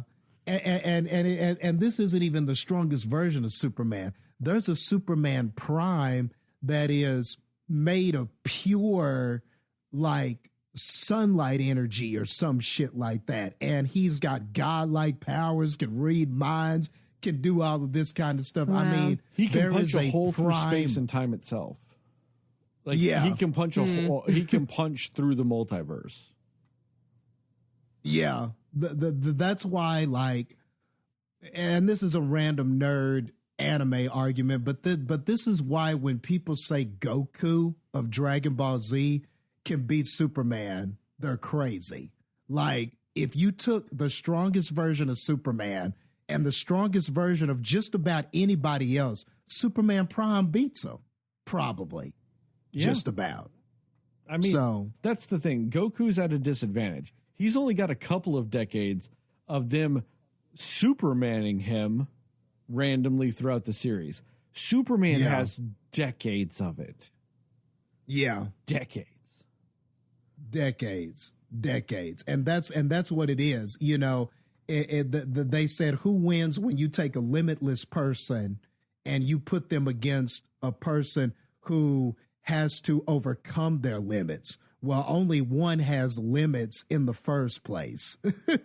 So, and let's not forget, in the early 2000s, they introduced pink kryptonite, which makes him gay. What? See, I didn't even know that was a thing. It makes all Kryptonians gay. I want to say it came out in 2002. But it's not like, you know, like that was DC's way of being like, oh, we're okay with gay people. But whenever they made Superman gay, they were like, oh, you're also going to be just every stereotype of a gay person ever. Like, I was about to go. He likes Jimmy Olsen instead of Lois. He comments on window decorations, you know, and all this shit. And it's just like, get the fuck out of here with that. Like, you know, that was progressive for like 1962. Like, it's nothing. But yes, I mean, Superman, anything they've conceivably ever done in a comic book, they've also done with Superman. I mean, there's an episode of South Park where they're talking about The Simpsons. And everything Butters tries to do, there's that one guy that's just going, Simpsons did it. Like, just saying there's nothing original that Butters can do because Simpsons have done everything. It's kind of that way with comic books and Superman. Yep. I mean, what, pretty much. He debuted, I want to say, in 1938, something like that. Originally just as Superboy, but yeah. He also made Jimmy Olsen dig his own grave once just to teach him a lesson. The 60s were dark, man. It was Batman and Superman. They made Robin and Jimmy Olsen dig their own graves because they were like, yep, we're going to put you in the graves just to fuck with them. Batman, I want to say in the 1960s or 70s, also hung a man who was mentally challenged because he was like, well, he doesn't know any better, and that's why he was a villain. But also, killing him would be the humane thing to do. Comics be dark back in the day. Everybody thinks that like comics are crazy now with the levels of darkness they did. They used to do shit like that on a regular basis in the 60s. Just dark ass bullshit. Wow. And also just people beating women constantly. Yep, that definitely was happening. And quickly back to Superman, but that's another reason why he's kind of, especially as I grew older, I think when I was younger, I loved Superman. Like he could just do no wrong in my eye. I just loved him and thought that he was just the ultimate, the best, the strongest superhero. I mean, if you're a kid, you know, and he's the strongest and the best, you're going to gravitate to probably the best one. So when I was a kid, he could do no wrong. But I did notice that as I grew older and was still reading comics, I found his stories to be less interesting. And it's because he can do everything. So he can be a very good challenge to write an interesting story and stuff like that, because a lot of times it's not about his powers, it's about his morals and his decisions and things that he cares about and stuff like that. And sometimes he has this problem and you can't help but think, well, why doesn't he just fix the problem? He can be very hard to write for, but I will say this. One of my favorite stories, the Kingdom Come Superman story, is I think one of the best stories in comics. I think it's up there. I think that is one of the best stories. Yeah, there's nothing with Kingdom Come, or nothing wrong with Kingdom Come, but there is a solo Superman story. I want to say it's called For Tomorrow or something. And I don't think I've read that. That has one of the cooler scenes I've ever read with the Superman. Because at one point, the 4 elementals of Earth are all mad at Superman. So there's like fire, water, air, and earth. And they're all mad at him. And they're like, you don't belong here. You're not from here. And you know what? We'll just kill every person on this earth. So you'll fucking leave, because we don't need people and we don't want you here anymore. And that's all you care about is that. So we'll just kill everybody. And then what are you going to do? And, you know, implying that, you know, they'll kill Lois Lane, right? And Superman's like, all right, cool. If you do that, that's your prerogative. But if you do that, I will destroy this planet. I will burn the atmosphere. I will shatter the planet. I will destroy everything that composes you. And then I will just go somewhere else. So if that's what you want to do, do it. But you will no longer exist if you do it. And they're just like, man, whatever, fine, we won't do it. And they just like leave. I'm like, that was actually kind of badass. Like, okay, that's pretty damn cool. That's pretty damn cool. And I've never read For Tomorrow, but I do think I remember at the time of it coming out, people saying it was good. So, but that's one that I didn't get to read. But, and I want to say there was an older Superman story that people, I can't remember the name of it, but there's another one that had to do with him and Lois that people, I think, used to say is good. But I just think he can be a very difficult character to write for because of his sort of like unfair, like super limitless power set. But if you do get the right writer, you can do some incredible stuff with him, you know. But anyway, back to it. Yeah, Supergirl just getting touched by one sunbeam and being full strength and powers and fine and can do everything just like Superman. That's kind of actually on par with comics, even though it's dumb.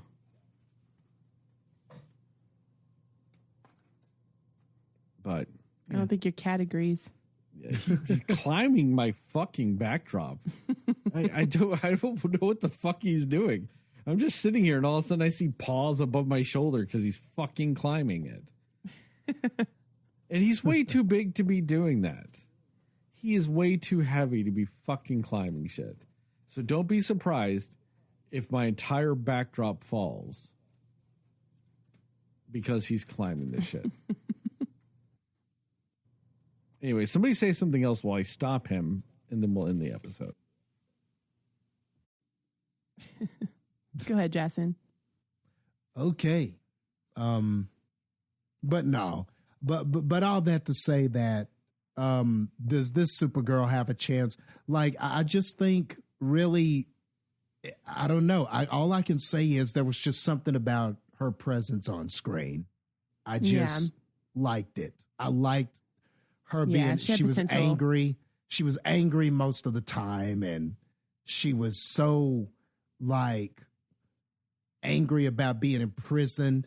Then when everything that happened with Zod, and I don't know, I liked her anger. I liked her intensity. There was just something about that. It wasn't the light kind of stoic Superman. It was this angry, like I've been through something. I'm mad and I finally got my powers back. I'm going to change my situation. Supergirl. And I liked it. I was just digging it. Even for that few moments, I got all of that from her performance, from Sasha's performance, and was digging it. So, yeah, just to say that. Yeah, we'll see. We'll see if it actually becomes anything. She was in Young and the Restless. I looked it up. And then like a couple other like really like very indie film stuff that I've never heard of.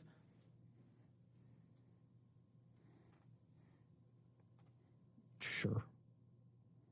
I mean, I guess those are things. You guys got any more thoughts about this movie, though? Nah. Nope. On that note, thank you guys for listening to this episode of the Cinema Slayers podcast. Check us out on the internet at www.cinemaslayers.com. Cinema_Slayers on Twitter and Instagram. Cinema Slayers podcast on Facebook. At Cinema Slayers pod on TikTok. At Cinema Slayers pod on YouTube. Give us a 5-star rating and review. We'd really appreciate it. It'd really help us out. Shout out to Plug Migo for our theme song. Plug Migo and Mundo Ochoa for our theme song and logos, respectively. Tell your family, tell your friends, tell your friends' family, tell your family's friends, and most of all, tell those dear sweet mothers, because dear sweet mothers love all three of the Batman in this film. Burger King. I think Heather got it right. Damn it. I was close. There was no Burger King in this movie, Jastin. It's the one shining light in all of this. I didn't see BK on it. I bet that's the one thing Jastin would like go back and change if he was the Flash. Like make it to where Burger King just was fine completely. The funny thing is, of course I would, is that'd be impossible. Oh, come on. Don't say it. They have an Impossible Whopper. It's possible. Have you had the Impossible Whopper? I saw it once. I have actually eaten it. It was wonderful, wasn't it? No. Don't answer. Damn it. It wasn't wonderful. The worst thing about it is it tasted kind of like a Whopper. It didn't actually taste like a Whopper, but the fact that they were trying to get it even close to that made it taste a little worse. Yikes. Okay, maybe I wouldn't change the world view of Burger King, but I would at least have put it in the movie. Maybe after Supergirl got soaked with the sun, she would have went, I need an American cheeseburger. And she would have grabbed it like Tony Stark, flew over a Burger King and woofed that down really quick like Tony Stark, and then went to Zod and been like, I'm ready for you now, Zod. I'm all flame broiled up. And he would have killed her even faster. Oh, come on. Nobody has eaten Burger King and gone on to do something great later. Just saying. Damn. You don't have evidence. Yeah, I do. What happened at the end of Iron Man? He ate a cheeseburger and then it ended. Just saying. You haven't interviewed all the 10 people that go to Burger King. I don't need to. I'm just saying, you don't eat Burger King before you go do something great. So, I'm just saying, think back to the times in your life, Jastin, and what you've done things that you were like, that was great. And think about how many times you ate Burger King right before them. And you'll find that it's never. You are probably correct, but I'd like to think that it's possible. It might happen. And I'd like to think that I have 6-pack abs right now, but you know, I don't. I'd like to think that when I log into my bank account, like right now, I'm going to have $97 million in it. There's lots of things I'd like to think. I'm just saying, man, I drive by there every day, and I know one day I'm going to eat it. There will be a car there. Things are going to happen. I feel like at this point you're using the fact that you drive by there as like a flex or something. Yeah, I drive by there every day. Every single day. That's right. Every day. I don't miss. I always look at it when I drive by. I'm always so proud. One day I'm going to pull in and kind of tell them, hey, I'm so proud of the renovations. You guys keep up the great work. And to the single employee in there, because they're not busy, he's going to go, okay, do you want any food? And you're going to go, no, and leave. Even if he were to be like, you know what, thanks for being nice. Here's some free food. You'd be like, nah. You'd be like, no need. That's still too much money. That would tarnish it. I would need to pay. I need to pay BK. You would pay by eating it. Your taste buds would suffer greatly. There would be much payment for the Burger King, Jastin. Much payment. Oh, God. Man, one of these days I'm going to get you to say something nice about BK. One of these episodes, it's going to happen. You're going to say something nice about BK. The nicest possible thing about Burger King that anyone could say is it technically still exists right now. A compliment of the highest regard. Just remember here at the Simba Slayer podcast, we're both pro slut and pro Sydney. Jastin is pro a place he doesn't fucking eat at. And as I always, call me out like that? I'm just saying, you don't. As always in this podcast, these TikToks, these YouTube videos, just remember, according to Jastin, Moon Knight, not Burger King, Moon Knight is a Best Picture winner.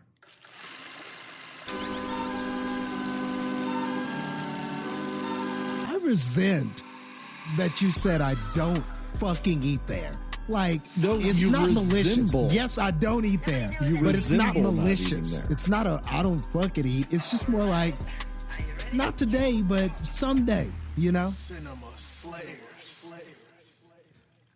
I don't think it's that malicious. Until you eat there, Jastin, it's you don't fucking eat there. Come on, Heather. You loved it 2 decades ago. Back me up here. Chicken sticks. Fries. Chicken fries. They're are they sticks or they're fries? They are sticks, but they're called fries. Yeah. I was saying that because that was the running joke, that I always say the wrong thing on the one thing that I ever got there that I remember. And Jastin eats there so infrequently, he doesn't actually know what they do serve or don't serve. Oh, man. Poor BK. Yes, they are very poor. That's the problem. Oh, man. Just got to let up, Sterling. What if they want to be a sponsor? I will kindly tell them to fucking be better then. A Slayer Whopper or something. They could sponsor us. We could have a Slayer Whopper. Why would I want our podcast associated with fucking garbage? Oh, boy. Why would I want our podcast associated with something that you wouldn't even eat yourself, Jastin? I drive by there daily, Sterling. That's got to mean something. No, it just means you live fucking close to it. That's all it means. You live by it. Or your work's by it. That's all it means. I give it a proud gaze, though. I look at it proudly. But you don't proudly give it money or proudly eat its food. So, just saying. I guess I got to do it eventually. See? Notice how you struggled saying that. Because you know it sucks. Your mind might be tricked, but your body knows. That's why your body was choking to get those words out. Struggling to even exhale the air across your vocal cords.